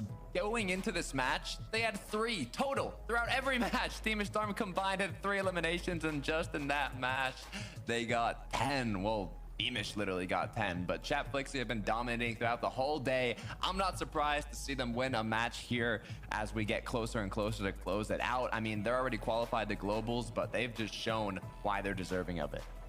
Yeah, I sort of forgot that Darman Deemish were playing today because we just haven't seen too much from them. Very similar to Chap and Flixie. So kind of gone under the radar throughout most of this year. Yes, they've already qualified through, but we just haven't seen this level of gameplay from them. And it kind of is contrary to what I really expected from this lobby. I still expected our top teams that placed the best in the Major 2 finals to still be on top. I expected Sky and Scroll, Shark and Tini to be the teams that are dominating. But it's Flixie and Chap. It's finally sort of coming together for them in terms of what we expect from these guys on paper.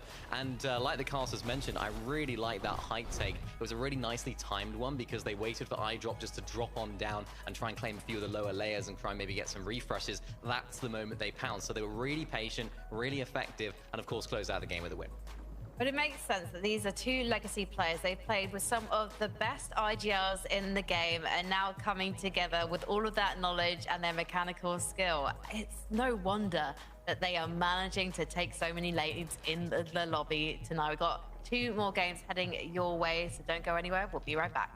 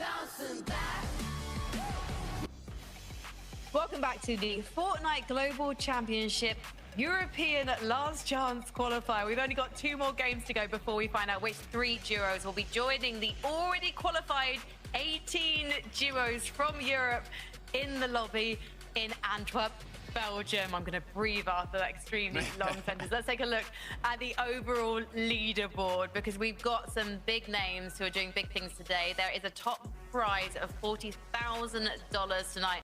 And right now, Chap and Flixie are looking good for it, but they have got competition by a number of jurors who also haven't qualified yet for Belgium, and they have to be the hungriest of all. It's great to see Vico though, and Big Cheeseburger Malabuka showing some form again after a disappointing showing at Major 2. But right now, let's take a look at the non-qualified players leaderboard, because really, guys, this is who we want to be talking about right now. And Mumsy and Sato, they are creeping upwards by 1 place into 3rd. They are in contention, Takata. Yeah, they are, but I'm looking at how close it is from 2nd to 5th. It is nail-biting. Momsy Sato, though, so far are looking good. I mean, they got 10th in the last match, so it's not bad at all, especially considering they started the day very poorly, Mini, but from a 5th, 10th, they have shot themselves up quickly, that leaderboard. Yeah, I really like the way that they played a lot of this end game as well. They were sort of using their layer really effectively, and it's something that we broke down at the beginning of the day. What Sky and Scroll do really good is sort of getting to that front side of zone, building into it, and tanking a lot of that storm and using a lot of those heals to actually get that health back up. They did that really well, which of course gave them so much piece control, so much real estate to actually operate in. And if they can continue to do things like that, they just need to try and stay afloat in these end games, because it is so close there, as you mentioned, Takata. This is a real tight finish right now. Good for Hutty and Fishy, of course, as well, that they got a good start, because yeah, they're not a great game for them either. No. Well, there's only 2 points between Mumsy and Sato, and Izzy and Nosif, we literally were saying before we went into that last game that they needed to have a conversation. They needed to work out what was going wrong and reset, and Takata, it looks like they've done just that. 100%. I mean, these 2 French duos have been neck to neck since a couple games ago. Now they seem to just be going up together on the leaderboard. 7th place is where they finished in this last match, and honestly, they've been looking quite good, not playing on their home setups and still getting the job done. Yeah, it's impressive. I mean, yeah, it's always sort of changed a few different things, isn't it? The way the mouse is, the height of the desk, all these sorts of things. It is very impressive indeed to when you can still perform when you're not at home. But for these guys right now, just continuing to sort of make these end games, they've been making a lot of them so far. They haven't been able to get really high up. Their best placement today was 6th in that very first game. So they just need to try and convert a couple of those sort of 6th and 7th into those top 3s in the end. The one thing that kind of concerns me is Izzy and Nosif is a team that got 17th in Major 2, which was 1 placement off qualifying, and they're currently 1 placement off qualifying again. So I'm getting a little nervous, but hey, we're just 4 games down, couple more to go. We'll see how it goes. Takata, no jinxes on the desk. Don't panic about that one. In 5th place on the non-qualified teams leaderboard are Axe Force and Bevies. Renamed himself to Games Left Him, but right now the game is looking like it's with him, Mini Miner. However, they are 55 points behind our #1 team in contention right now. Yeah, it's quite an interesting name. I don't know why he's named himself that, to be honest. You've got belief in yourself, surely, right? But nice to see these guys actually finding some success. Of course, you know, they're a team that we've seen performing together for so long. They're sort of 2 staples of the EU competitive scene. Never quite made it to the very top, I feel like, Takata. So I think they still have that sort of maybe some questions about their overall career. But I think their experience, like I sort of talked about at the beginning of the day, will be a key element as to why they're sort of playing well today and using that so effectively in these end games as well. Yeah, I mean, they've been around for an incredibly long time in EU competitive. And in terms of today, all they've been doing is going up and up and up. They started 22nd place, then 15th, 10th, 4th. If that trend continues, it's a top 3 next game. So it's what I'm waiting to see. We're waiting to see Savage and Truly really place well within the top 10 as well. The best they've managed so far is 10th place. Otherwise, they've been in the top 20. And again, we've got this issue that they're not managing to go the distance as a duo. They're relying on each other's individual skills to clutch things out to Carter, and it's just not enough to get them to Belgium. Yeah, what we said they needed to do is get a big game. They were making it to these end games, but they were solo clutching. They were not really getting as many points as they needed to qualify, but just kind of be in that range. And the issue is that's the exact same thing that's happened in this last match. They need to have a big game now, and they have 2 more chances to do it. And so do Dinas and Frenek, because the thing about these guys is, yes, they got victory royale in the second game, but the last 2 games, 23rd and 20th, the consistency mini-miner is currently not there, and they are at risk for some hungry, hungry duos. I mean, thank goodness they got the win, right? Where would they be placed if they didn't get that win? It's important to have these big pop-off games, but it's also important just to stay consistent in the other ones as well. You're not going to be able to win 6 games out of 6, but for these guys right now, it's just about trying to turn those 20th into sort of top 15s even will make a big difference as well. So they've really let things slip now in the last couple of games. It's maybe a few of those mid-game situations that they find themselves in. We spoke about it earlier, that sort of off-spawn contest station, difficult to navigate some of those areas as well. So I think for them, it's just about trying to make it to those end games more consistently, maybe looking at a different loop path and trying to adapt to the teams that are around them, because so far they're on a downwards trend. Yeah, they haven't been getting eliminations either in these recent matches. I mean, when they won the game, they did incredibly, but in the games where they kind of scraped their way through the end game, they're just not consistently getting these refreshes as you're alluding to. So hopefully they can make some switch ups coming into these last couple matches. Is it important now, mini-miner, for these teams to have a real balance when it comes to risk-taking in the end games? Because actually, yeah, you can get inside the top 10, but if you haven't got any eliminations, you might potentially not make it by a couple of points. It depends where you are, I feel like. If you are one of the teams that are sort of lower down, you're not qualified at globals, why not try and take a lot more risk? But I think it becomes really awkward if you're in that sort of 5th, 4th place in that teams that are not qualified leaderboard. Because really, what do? Do you go for one really big game and then it doesn't matter about the other one? Or do you try and guarantee and try and sort of rest in your laurels a little bit, the fact that you will get that last game if you're a team maybe that's contested, and try and play things out a little bit more carefully and calmly? So we'll see what happens now. But Frankie, I want to take your job. Let's go to game 5.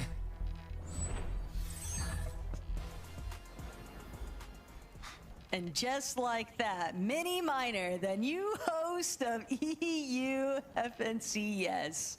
What a time, what a journey here, Lev. He saw you step up to the plate one time, he decided, you know what, I think I can do better than that, but Huddy, Fishy, problems already here at Wonkyland, but it's Waza who's going to actually need the help from his duo here.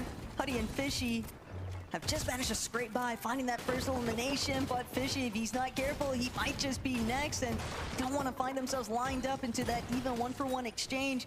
Needs to ensure that they get the better end of this stick, because they want to maintain that spot that they've already locked down. Not only that, but they were at one point in contention for some serious prize pooling. Nova now having a fair with the tag team here, and it's just too much pressure. Fishy and Huddy will manage to come out successfully from Wonkyland off spawn.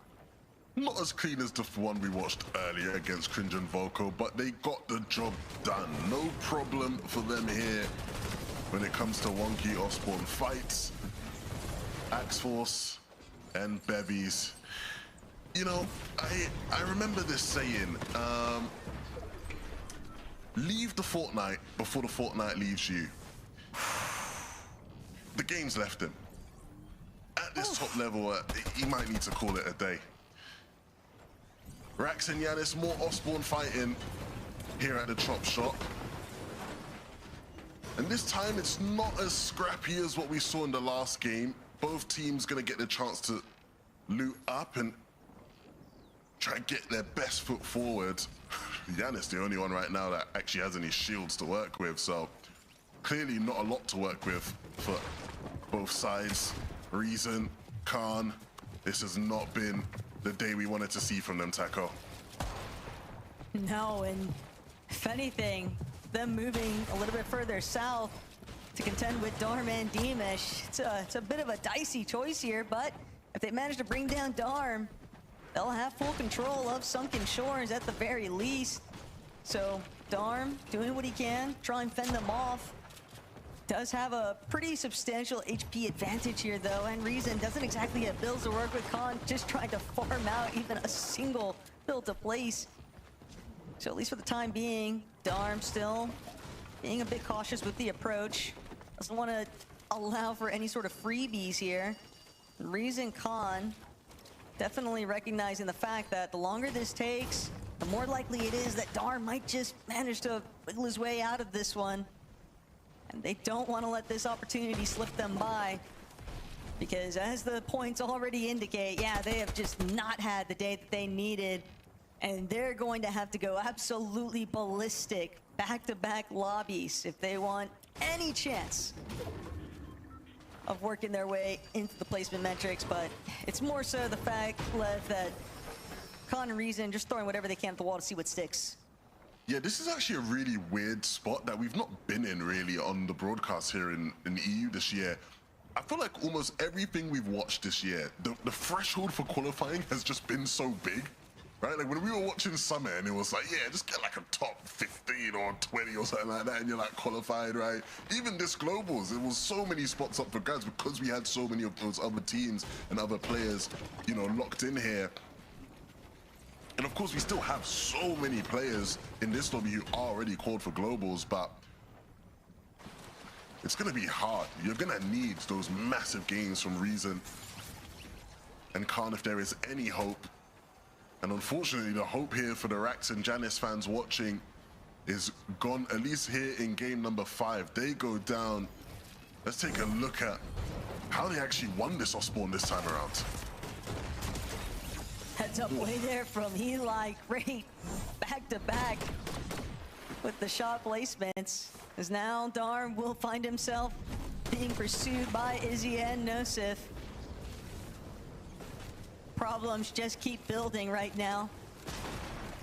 And for Darm, maybe a little bit too familiar, getting chased to this extent as Nosif and Izzy just refuse to let this opportunity slip them by. Con and Reason might not have been able to capitalize on it, but they will waste no time. And that's a very important elimination for Nosif and Izzy to collect there, because we have seen them have some issues with Surge later on down the line, so that could potentially alleviate some of those woes. Right now, though, Pix and Farron able to take down Ju. So eliminations are starting to build up, and more importantly still, Lev, I think we're starting to see the lobby get much more just unabashedly aggressive right now. Yes, yes, absolutely. You know, we've already seen it with some of the teams in contention for a global spot going down. Axforce and Bebies, of course, one of those already. But Izzy and Nosif, that's going to be a huge elim for them, right? They were one spot away. Say one spot away, obviously just sitting behind Mumsy and Sato going into this game. And so Mumsy and Sato need to make sure they don't slip up here at the final hurdle. Need a good end to the day. Sky, Scroll, you know what? They're the champs, so I can't even say nothing. You know, under normal circumstances, I might want to talk my trash a little bit here, you know, give them a push of encouragement as a big fan of these two that I am, but they're the champs, so, you know, you just gotta let it slide a bit. We'll forget today. Yeah, they got it, I think, is the real takeaway. So, Chet Flixie probably content, though, knowing that they didn't actually have to go all out in that exchange. I think the biggest thing is I still think they're the best duo in the world, regardless of how today ends. So that's all that really matters. Oof. Fair play, fair shouts. Kaiser's comeback. Very short-lived victory right now, it seems like, for Eli and Tex. Even after taking care of Rax and Giannis, still have to deal with these two. The silver lining, though, is that Kaiser's, he had a shot lined up, but he didn't really get much damage out of it. And so, for Tex and Itachi, I mean, obviously not an ideal situation being lurked on, but definitely could have been far worse than what it actually was. Seems like a little bit of a stare down now, though, currently. Probably because of the reason that you just highlighted. These two just recognizing the fact that they were able to secure some great damage earlier on, so they don't really have to show their full hand just yet, and that's going to be enough discouragement. Conflict and Kaisers, they'll head off into the distance. They might want to revisit that conversation a little bit later on, but certainly not willing to all in invest from the jump start here. Zengi, Gabix, a duo that was in contention earlier on in today's competition, and then have just been steadily getting knocked one place further down, one place further down. Other teams catching up, essentially. And it just goes to show how cutthroat it can really be in terms of these consistency metrics and making it into every single one of these end games, because all it takes is 1 or 2 lobbies to go south, and all of a sudden, those duos that were 5-10 places behind you have suddenly caught up. Yeah, it comes at you so quickly. And we've definitely seen that. I did screenshot the non-qualified teams leaderboard this time around, and they come into this game 7th on that leaderboard, a big drop from them as well. So need to turn things around. Chapin Flixie, they've had quite the day. Sometimes it's good, sometimes you need to remind people, hey, we aren't just lobby fillers here, right? Like, we actually can be a threat, we can be competitive with the best of them. And they've shown us quite a bit. I think I had almost stopped considering them as far as some of the better height teams in EU. But they've been impressive up there today, Taco. Without a doubt. Now just be interested to see whether or not they can continue that streak in game 5. But ultimately, so many of these other teams that are just praying that they can catch a bit of a break here. Splaha will manage to pull off the reboot, but that's not to say that Snonsky is going to be left in any sort of better standing. So many other teams nearby, potentially able to take shots. He's already had a little bit of his HP battered away, but he does manage to touch ground. So the vendings can definitely help alleviate some of that pressure. At the same time, though, they are still going to need to build up their surge. Yeah, and ultimately, it's not the greatest spot for them to be in, but this game is already better than all the other games combined. Right? I think they've gotten 16 points out of this one with those 4 elims. And that's more than what they had at the start of this game. So, on the right path, potentially. Nosif, Izzy, much further ahead on that correct path as far as today goes. As we pan around, truly, Mr. Savage, so close, but yet so far it feels. They just need that one banger game. But it's been so hard. It feels like even in situations like last game, or the game before, sorry, last game, game number 3, where everything looks set up so perfectly for them to have a good game, and they just couldn't deliver. I fear that those problems may only continue to build for them also. Teeny and Shark, though. Not what you'd expect, but at the same time, Shark closing out an elimination. We're right back on course. Still losing Teeny along the way now exposes Shark to any other duos that might be lingering nearby. Vanya and Frizzy, though, don't exactly seem too eager to get involved just yet with what's going down. So Shark likely going to look for his reboot ban opportunity shortly. But a decent amount, and something else to kind of keep in the back of your mind. Sharktini, how many times have we seen them in these types of formats, for example, where they just start to be the team that goes all out reckless with just finding every elimination back to back to back? It's almost like I'm kind of shocked that they haven't done that just yet. Well, it might pick up now, right? Especially because they're like 4th place on the overall leaderboard. They're within the reach of a win, right? And so, like, it would play into their favor to just go all out. 1, to try win, get 1st place, max prize. But 2, because of the implications on the other teams looking for Global's qualification spots. Unfortunately, if it's going to happen, it's going to have to be in game number 6, because Shark just went down there to iDrop and Gonzo. But no, I agree with you, Taco. I would have expected them to start going crazy by now. I'm almost curious to see if maybe another duo in the lobby decides to sort of pick up the torch from them, and maybe all eyes on Chapin Flixie for that type of strategizing or gameplay, because we have seen them get a bit aggressive in some of these earlier lobbies. Kira and Podesai, though, just trying to watch their next step, watch their next rotate. fully aware of the fact that they are just trailing behind a couple of other teams, and as they make their approach towards this next edge of zone, always have to keep it as a thought in the front of your mind, really, that you don't want to find yourself overly exposed. So I like that they're sort of pivoting, of course, kind of wrapping towards this lower terrain. It's keeping them out. Some solid lines of sight here, but they might run spec dab into where Twek and Kira are at. Got good damage currently, though, so they don't really need to force the fight, but Akira gonna get caught just like that. Hallie and Lucia playing catch up as Thomas and Focus will bring down Lemon. Tough break, but welcome to the set lobbies. Thomas definitely giving him a warm EU embrace. I mean, yeah, playing in your first like set lobby and you have to sit and play in front of all the thousands of people watching, and you gotta fight like Thomas HD, like one of the most legendary fraggers in the history of the game. It's just like, it's kind of not the most ideal situation. But props to Lemon. They've been handling it well. They've got some points on the board, so I saw, you know, you got to give them credit for that.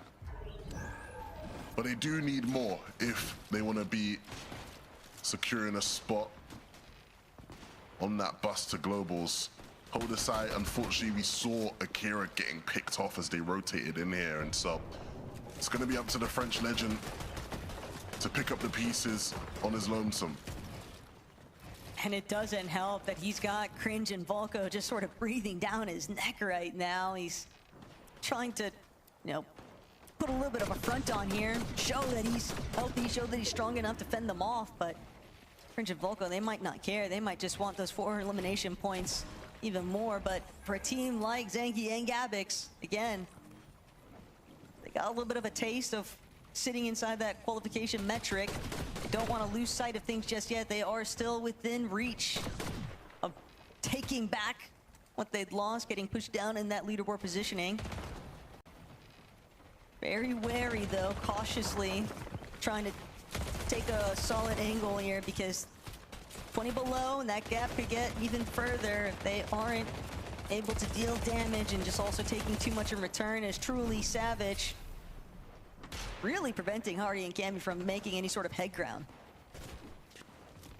Yeah, they are the blockers right now. It'll be interesting to see where the zone pulls, because if it does pull to them, Cammy and Harry will try to play high. It's what they've done in a lot of their games today, but I feel like we just never get to really see them play it.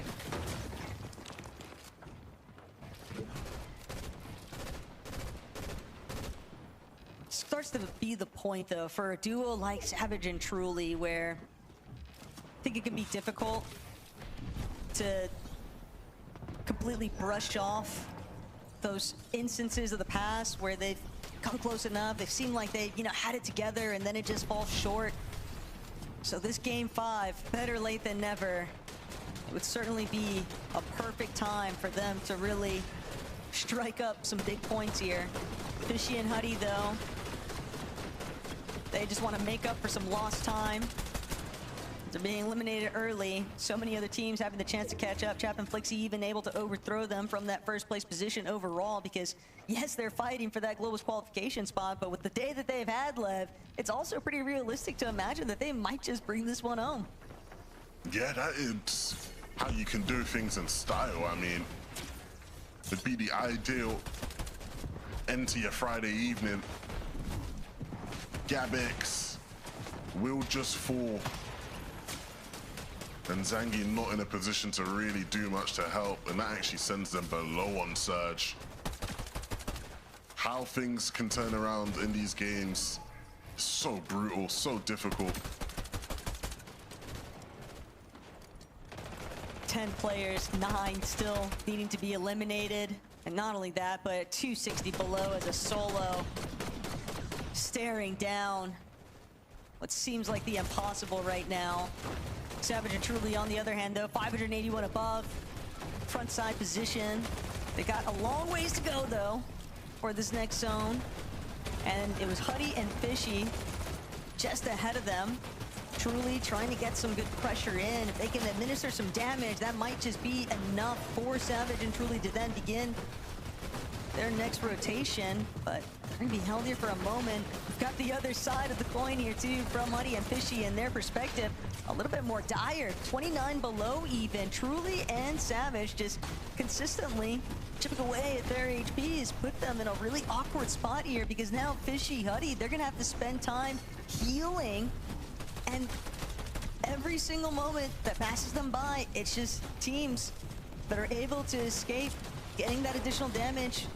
Fishy now a bit too desperate, trying to chase down this solo. Does manage to connect the shot here. Snosku, unfortunately, unable to get away, and that Siphon has done dividends right now for Fishy, but at the same time, Huddy won't be able to escape the rest of that lobby. Focus is now Zangi. While he's out of the thick of it in terms of the surge threshold, he's still only 30 HP in a dream currently. Hardly any materials to work with. Fishy off of that last elimination though. The Siphon materials definitely doing him some pretty big favors here. Fishy's not done though. He's gonna look for more.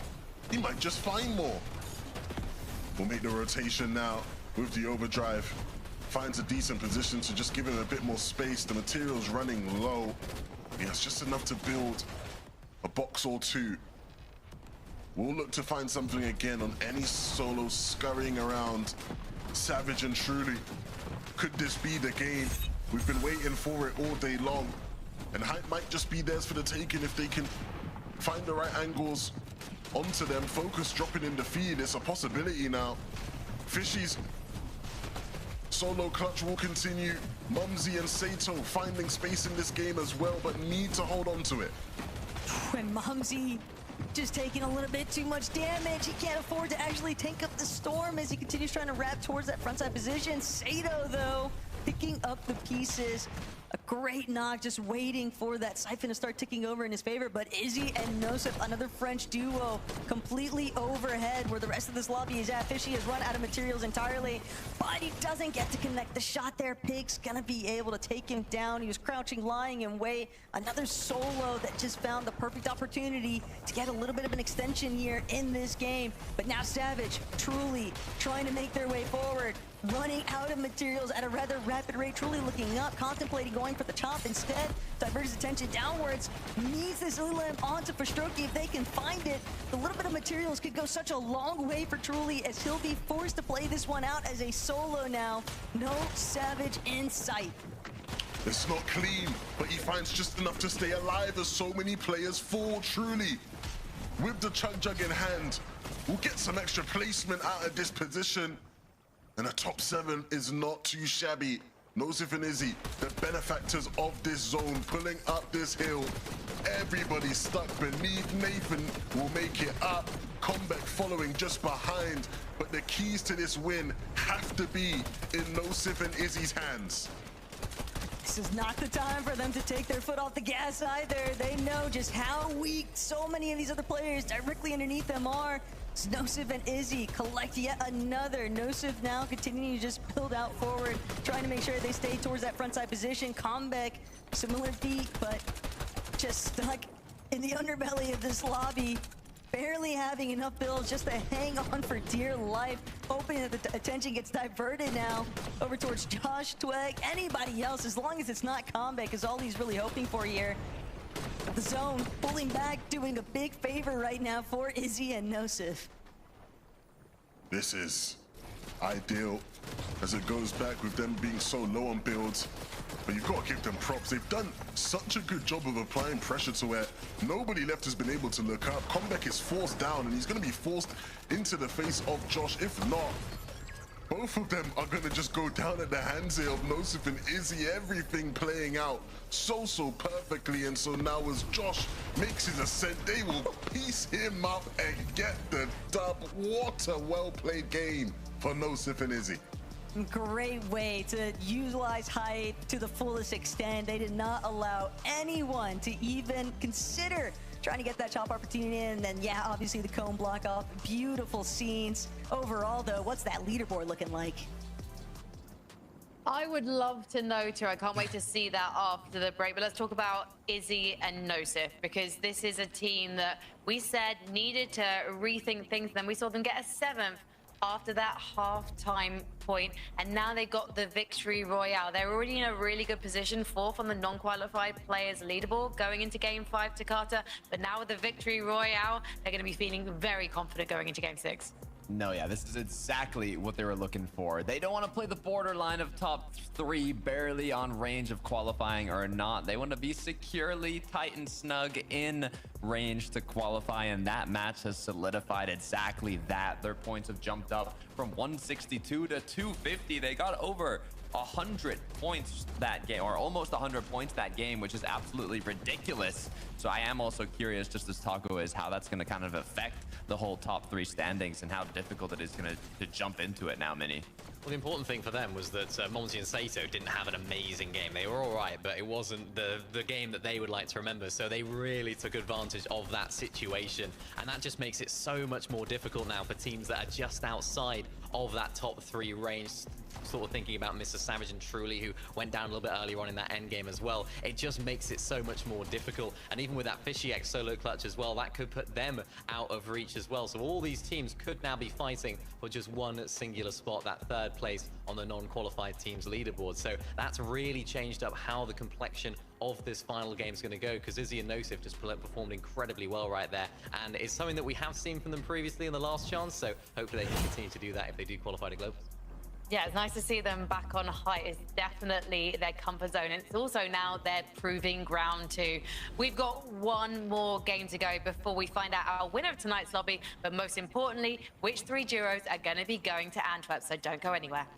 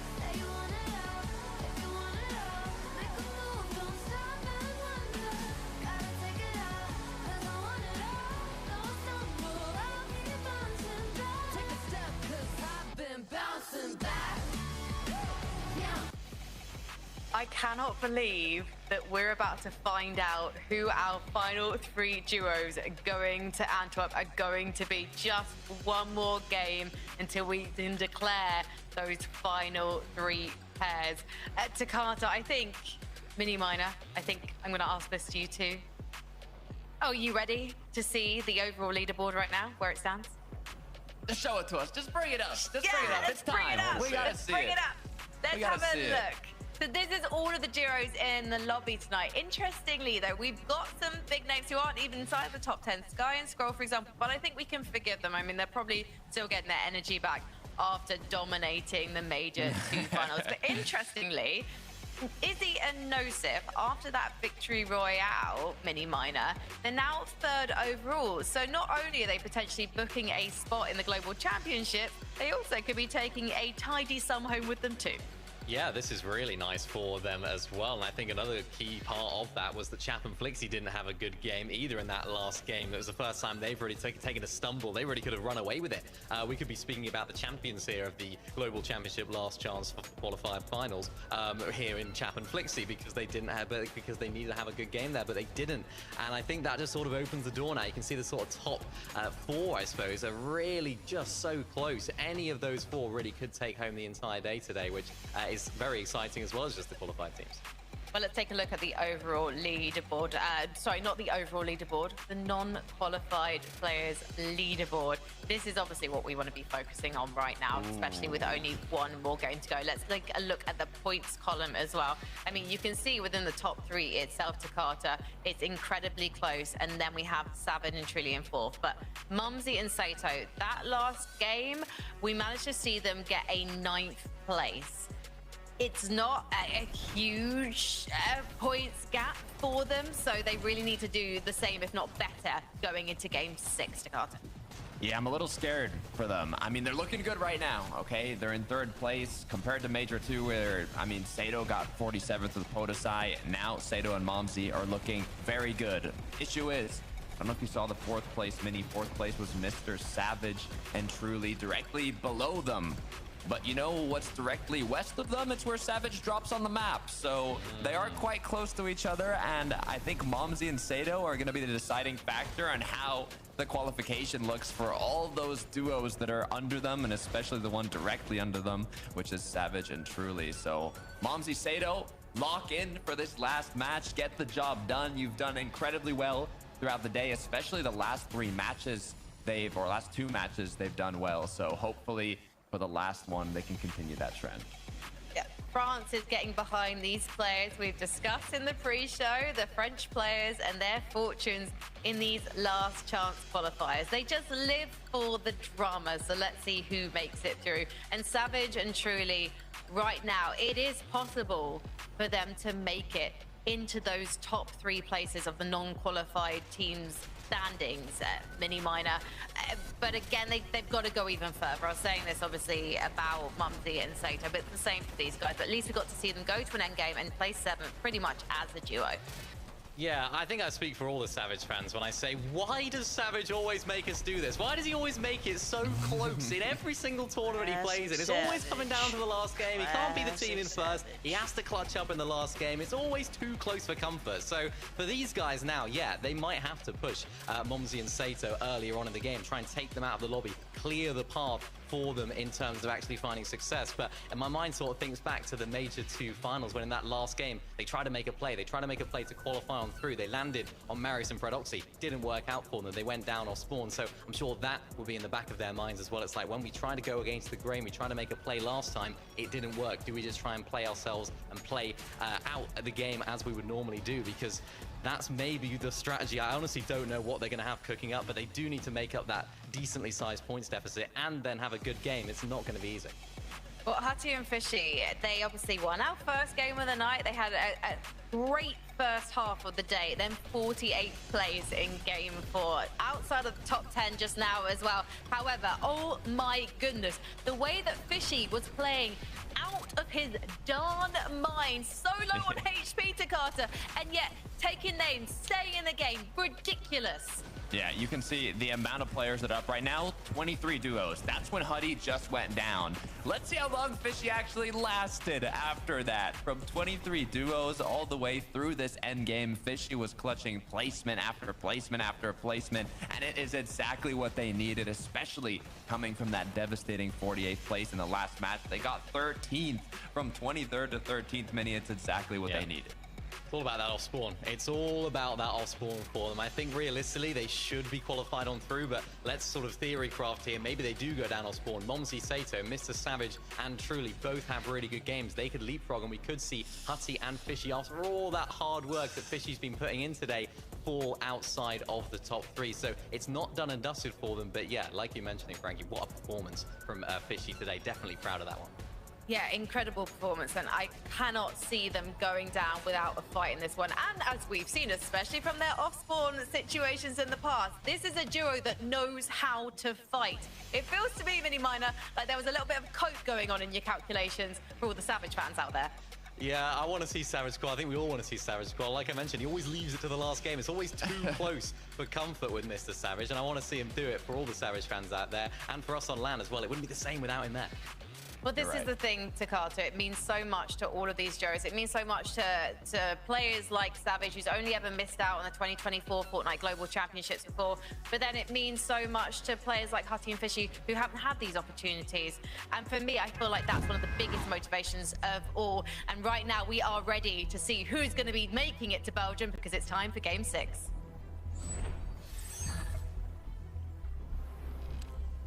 Look, all this focus on Savage and Truly, but I'm thinking about who's also right behind them, Lev. It's also Dinas, Frenek, finding themselves just outside of that contention point. And while they're a little bit further behind, where Savage and Truly are at, sitting at 167 points heading into this game, realistically, the enemy of my enemy is my friend. And so Momsy, Sato, they've really got to keep their wits about them, because I would not be too surprised to see someone looking to try and pressure them early on, because right now that's the most realistic catch-up point for any of those duos just outside of that third spot qualification point. And of course, these two teams land so close to each other that you can see them as they both will land on in. And even though there won't be any direct contests, I think there's a good chance we see Savage and Truly look to make an aggressive play towards Momsy and Sato. It certainly is the thing to do if you want to force the catch-up to happen. A fighting at Shaken will give them a bit of extra damage early on that will just ease the pressure on them as they move through this early game. But it's all about finding Momsy and Sato and outplacing them, outscoring them. This last game is going to get crazy, Taco. It's going to get very messy too, because it's the end of the line. For Global Championship, you either make it in for those top 3 spots off consistency, or you are just gonna have to wait for solo FNCS season to be upon us, because these teams are doing all their last-ditch efforts right now. X-Force and Bevies. You have to remember, elimination still being worth 4 points apiece is a lot, Lev. You would think that it might be enough, even if a team just decides to key outright, that they could make up for the placement with those elims instead. And Bevy's barely managing to bring down Podesai, but with X-Force just hardly left standing on his last legs, only 10 HP to work with. He's got to be so precise. The Maven, not exactly the type of shotty that you want to be staring down Akira with. X-Force just trying to get any little bit of space, but it's just not enough. Kira definitely having the advantage. And I know we made the games left him joke last game, but Axel's and Berry's 2 top players who we will now not get the chance to see at the Global Championships.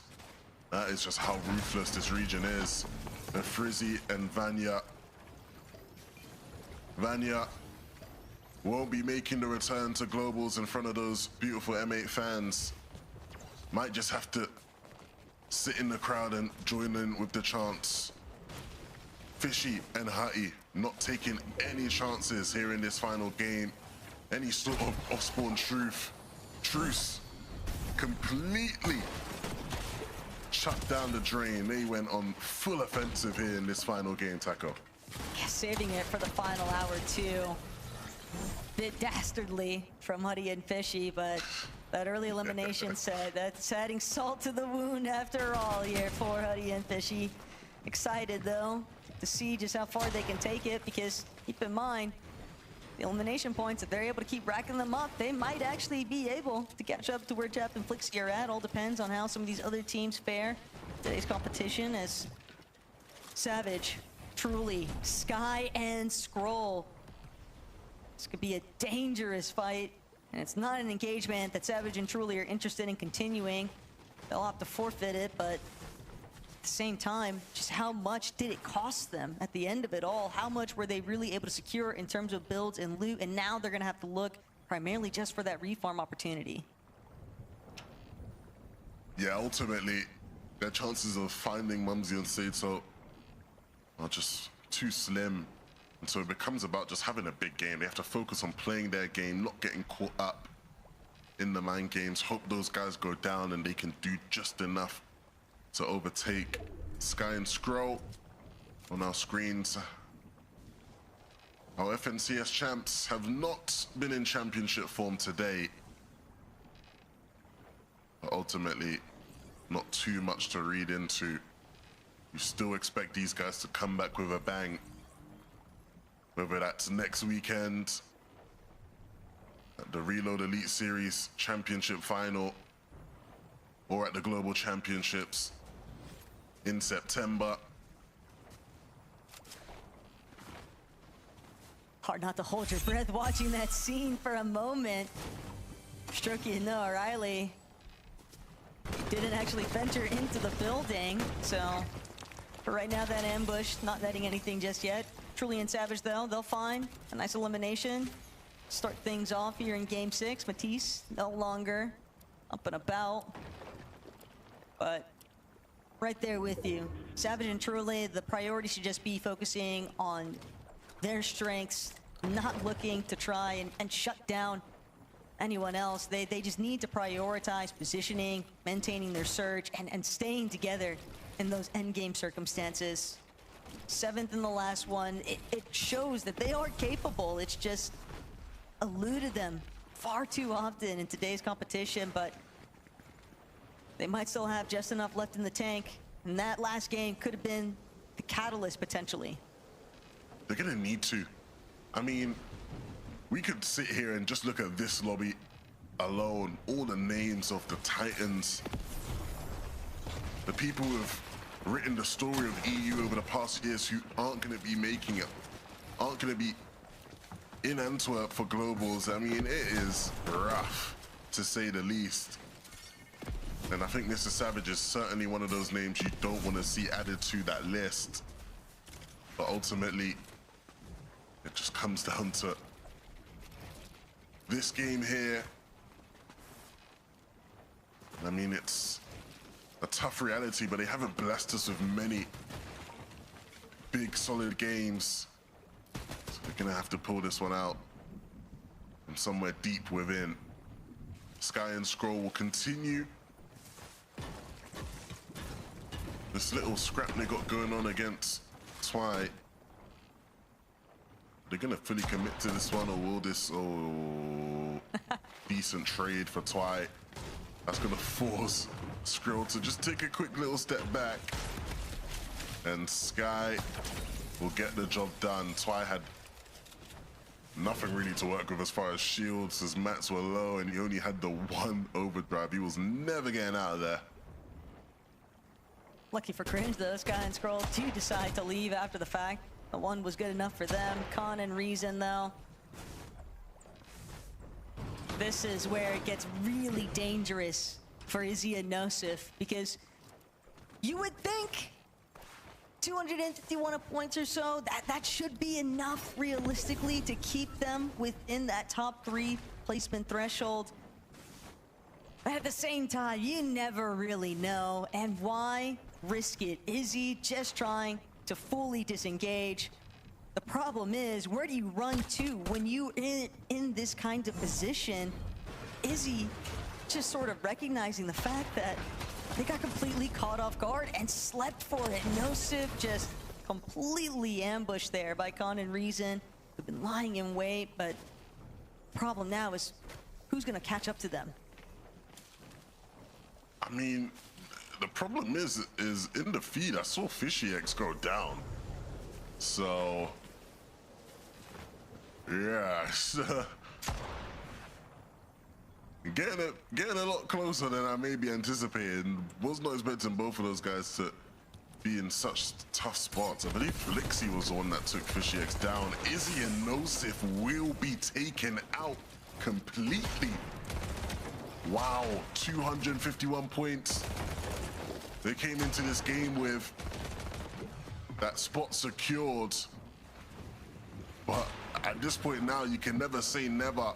Hutty and Fishy X potentially not having the best of games either. And so for Mumsy Sato, Savage truly, who knows just what could be captured here in this final game. And it doesn't help that you've got Shark and Teeny, who are definitely trying to bring it back in terms of, they've got absolutely nothing to lose. They are just roaming the map, looking for whatever eliminations they can accrue, and that is the worst case scenario for a team like Izzy and Nosif, because not only does it mean potentially easier placement for some of those other contenders like Savage and Truly, like Dinas and Fernek, but it is just such a sinking feeling when you are a spectator to your fate.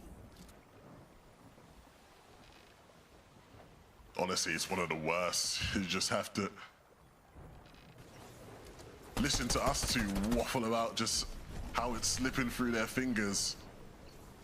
Cringe and Volko in a weird spot here in the zone. Playing the waiting game. Unfortunately, Zangi is gonna catch Volko out, and so Cringe stuck in between a rock and a hard place with Cammy and Hari inching their way on in. This might just pose the distraction needed for him to stay alive. With Gabix being caught out and opting to dip, but they might know he's here. Yeah, they know something is not quite right, but they're not gonna pursue it. Thankfully for Cringe, he's able to stay up in this one. Wow. Cammy and Hari choosing to just collapse onto Zangi instead, and poor Gabix, while he did manage to kind of pass on by, losing your duo at the same time is just such a tough position to be in. And not only that, but keep in mind, Huddy was just lingering over towards Wonky Lan, although he very likely already kind of shifted off elsewhere, doesn't want to stick around, especially when he can tell that there is a lot more action. Picking up the pace here now, though, but Cammy and Hari, that's a very tough break for a duo like Zangi and Gabix. And review, it's actually Huddy and Fishy one more time, so a little bit of recovery, but will it be short-lived, given the direction that Hari and Cammy are actually starting to step up the pace to potentially even cut them off.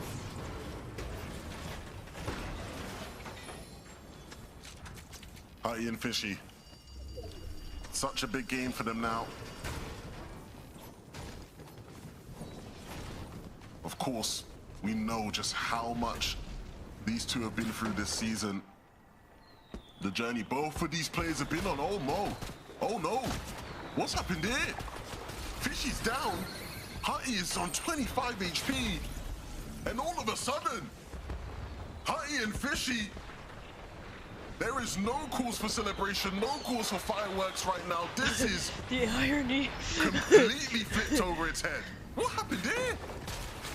It was Gabix. He gets away from Hari and Cammy. Sorry. And while I'd initially believed that that was going to be, you know, something that works against him, running into Huddy, instead he's able to catch them completely off guard, just swoops in, disaster strikes yet again. And now that might even be the green light for Cammy and Hari to potentially just pick up and continue the pursuit here, because why not? They've got so much time now to work with to just keep trying to play spoiler here. But for a duo like Savage and Truly, we said that we wanted to see them looking to just take affairs into their own hands, and it looks like they're doing just that. Yeah, and I think the good news for Hutty and Fishy fans is they were on 255 points, which means they overtook Nosif and Izzy and should be safe. The only other team close enough to reasonably catch up will be Mumsy and Sato, who of course themselves are in a qualification spot. So I think we're gonna say job finished. Job finished for Hutty and Fishy. Not in the way you wanted to see. Of course, they were pushing for more than just the global spot at this point of how well they've been playing on the day, but we said it. Things get crazy in these final games. Mumsy and Sato will continue their pursuit into the safe zone. Barely making it in HP-wise. That 5 tick is so tough to deal with.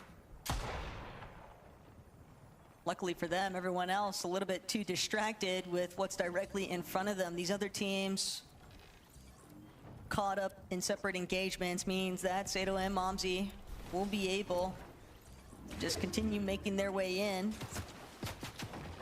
Zangy, though, gonna look to try stop them, hold them a little bit. But for Sato and Mumsy, when you're in this position, Levin, you almost want to see them just go for that immediate commitment every single time, because you just can't afford to second guess yourself. Yeah, I mean, that was a decent pull for them. The only team that really could give them any issues was Zangy, and they're able to just push past him in the end anyway. Oh, dearie me. Pixie, Swizzy. It's too hot. You gotta get out of the kitchen, lads. Way too much pressure coming in. And they're struggling to deal with it. Pixie will just be able to be picked back up, but no. Fincheck and Church will make it awkward. The only benefit that Pixie has is he is playing with one of the greatest players to ever touch this game, and so Swizzy will handle the pressure, get him back up, and they will continue this game. One Chug Jug being put to use isn't too bad, but a max distance pull on this zone is pretty bad, so we'll see just how they fare with it here. Where Truly and Savage were just at, though, they were sort of leading the lobby moving into that next position, although they did pay a pretty steep price for it. They're gonna have to pause, wait for Savage to recover some of those shields. And now it's all down to just Savage and Truly trying to not get caught yet again. But it's just so difficult because everyone seems to be looking directly at them, despite the fact that they've created a little bit of distance here. And you've always got to remember Mumsy, Sato just off the side there, also making their approach is Chap Flixie, doing a great job at target practice. And Swizzy, he's good, but he won't be able to avoid pressure this time around. Just too many other players surrounding him, alongside the fact that Flixie and Chap are just non-stop spraying them. It's just tough scenes all around, but even Flixie and Chap recognizing, got to get a move on. Sato and Mumsy, though, they've got the best elevated position currently. They're recognizing there are some other teams they can get a little bit of pressure in on, but we've seen high ground be taxed before. And this is beautiful. If you are a fan of these two, they aren't in a position where they're looking to take. They're in a position that is all about holding on. But they aren't taking that for granted. They are playing this game out clearly with intentions of doing as good as possible. Savage and Truly need to follow their footsteps with that sort of intent and push beyond them if there is any hope. But still so many points behind. They're gonna have to get fraggy, and they're gonna have to hope that Mumsy and Sato either fall within their sightlines or fall at the hands of somebody else in this lobby. Good pressure being applied, but not able to get the credit for that elim. Again, every little helps when it comes to the points left in this lobby, Taco. And that's what's really starting to hurt them, because Sky Scroll, they've started to make their approach, and that big chunk out of Truly's HP shield now going to have to pause, so they won't be able to maintain sticking towards that front side just yet. But Mumsy, Sato, starting to pick up the pace a little bit here, starting to claim a little bit more space, recognizing the fact that they've got players just underneath, and nice little pickup there from Mumsy. Some leftover loot off of Nebs' body, but now other teams potentially getting caught. The way that the zone is pooling is going to be very tricky in terms of if you are forced to drop layers. Well, actually, take that back. We're going a reverse direction. Thought for a moment that the elevation was going to pose a pretty big threat here, but for Mumsy and Sato, this might actually be a huge beneficiary for them as they continue to just play things safe. Savage and Truly are gonna have to really make things happen here at Wonky Land. And they're gonna have to do that in spite of all the other top teams left in this game. Mumsy and Sato, you saw just scouting height there for a second, and not just scouting it, taking it by force. Mr. Savage put down. Mumsy and Sato crushing the dreams of every believer right now. It all comes down to Truly and this med kit in an attempt to out-heal, but is it all in vain with just how Sato and Mumsy have played this game with the points that have been accrued? Overtaking Izzy and Nosif now, I believe. And what a play that really was. The rest of the lobby will start to get involved in the fight for height. But Mumsy and Sato might have just done enough there, Taco.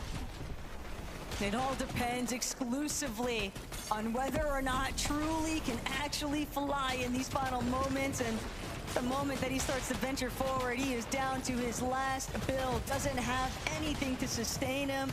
Only 3 overdrive grenades remain. Meanwhile, Mumsy finding yet another elimination here, just building further distance. But for Truly, if he can get more placements, it's starting to think, Izzy, Nosif, they might just be the cutoff metric now.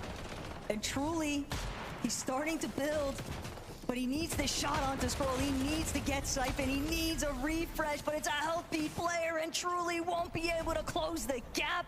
Savage and Truly will find themselves looking on for the Global Championship later this year as Vico and Malabuka trying to see whether or not they can find Victor Royale they've been hunting for all day long here.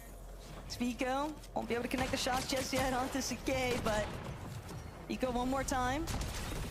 Revisiting, gets the knock, and now Arya will be next to fall.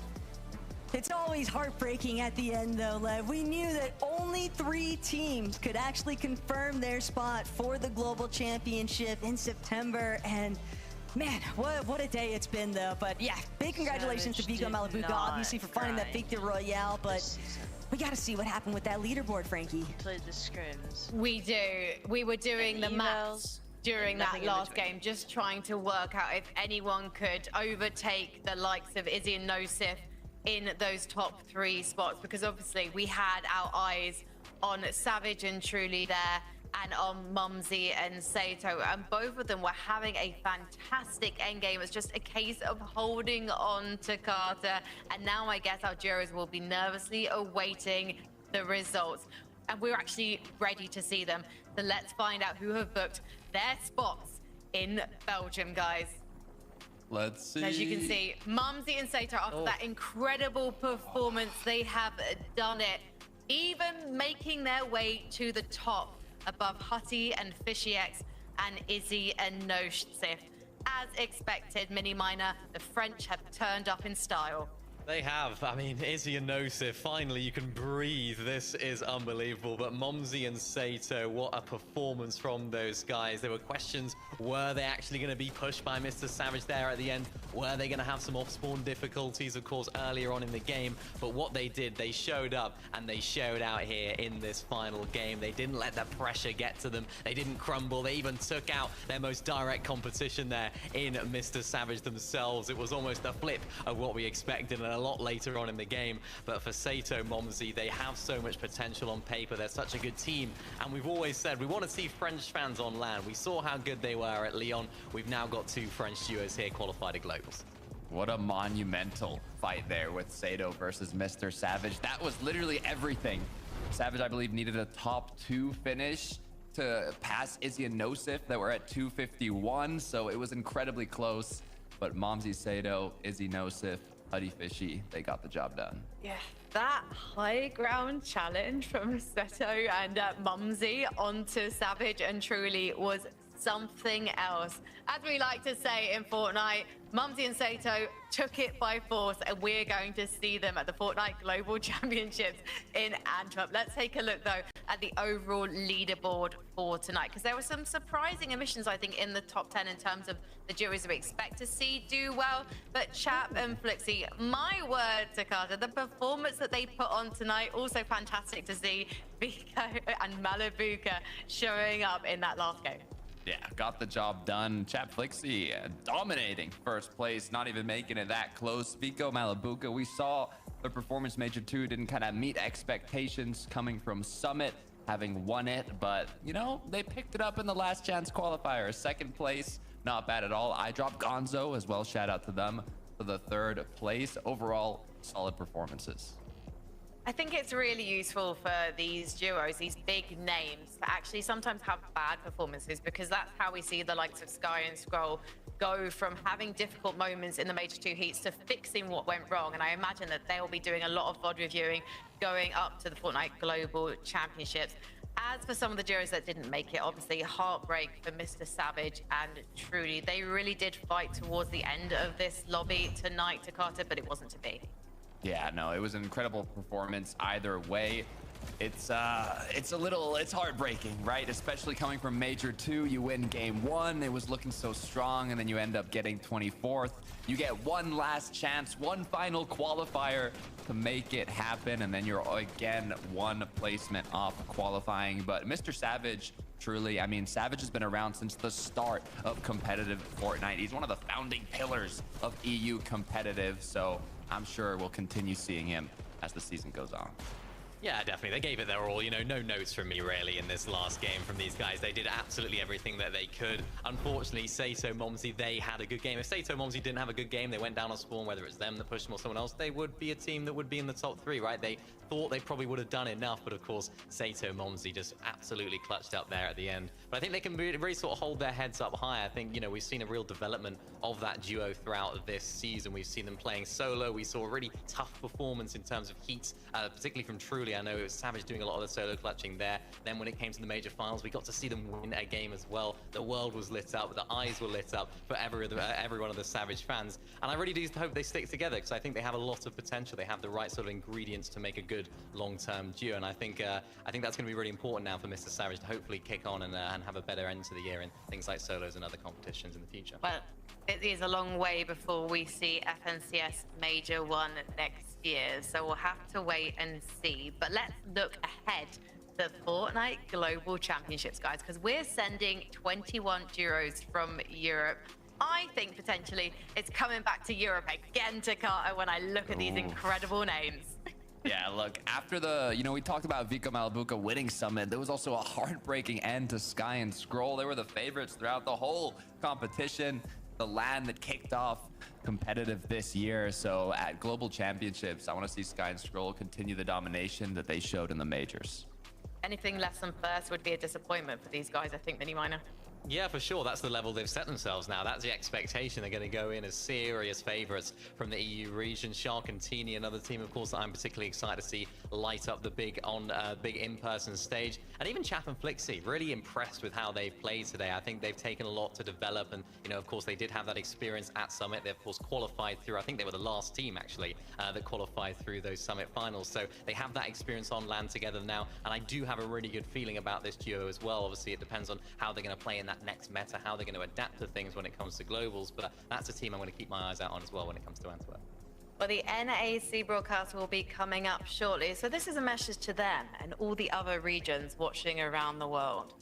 Europe is coming for the crown in Belgium, and ain't nothing stopping our duos. We cannot wait to see you guys in Belgium.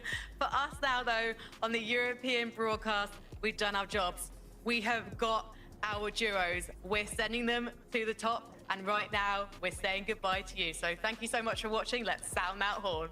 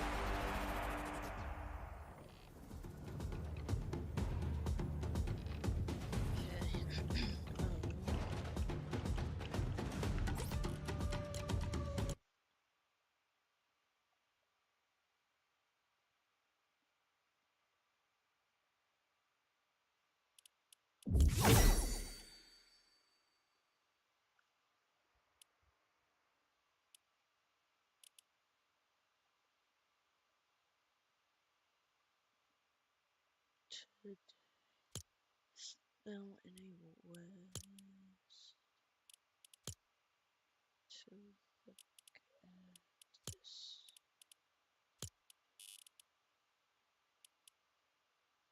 9 out of 10 requirements met. What the fuck are you talking about? Wait, they only get 20,000?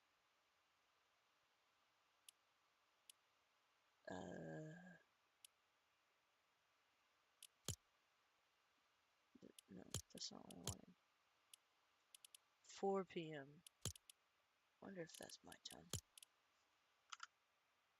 I think it's my time. 1 second. Hang on.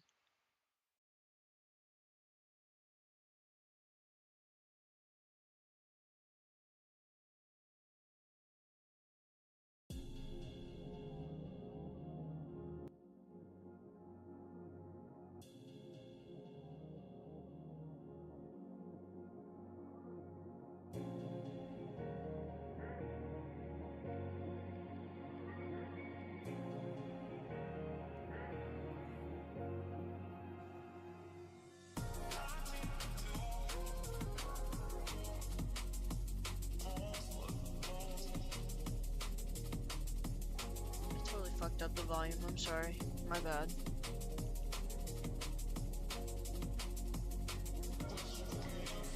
Check to make sure that Fortnite was turned all the way up. Ugh, I'm sorry.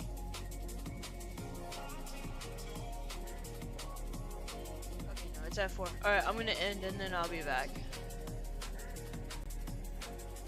I have to take a nap or something. I'm so fucking tired. I might, I'm not adding anyone right now. Sorry, I didn't see that. I didn't see your message, but I'm not adding anyone right now. Anyway, I'm going to go do whatever I'm gonna do and try to be back at 4 for NAC. So I'll see you more later. Thanks for hanging out with me. I'll fix the sound because that's fucked up that I fucked it up. I'm sorry about that, but yeah. I'll do better next time. I did it in a hurry. Wasn't exactly planning to do this, but I did want to. So I'll try to be back at 4.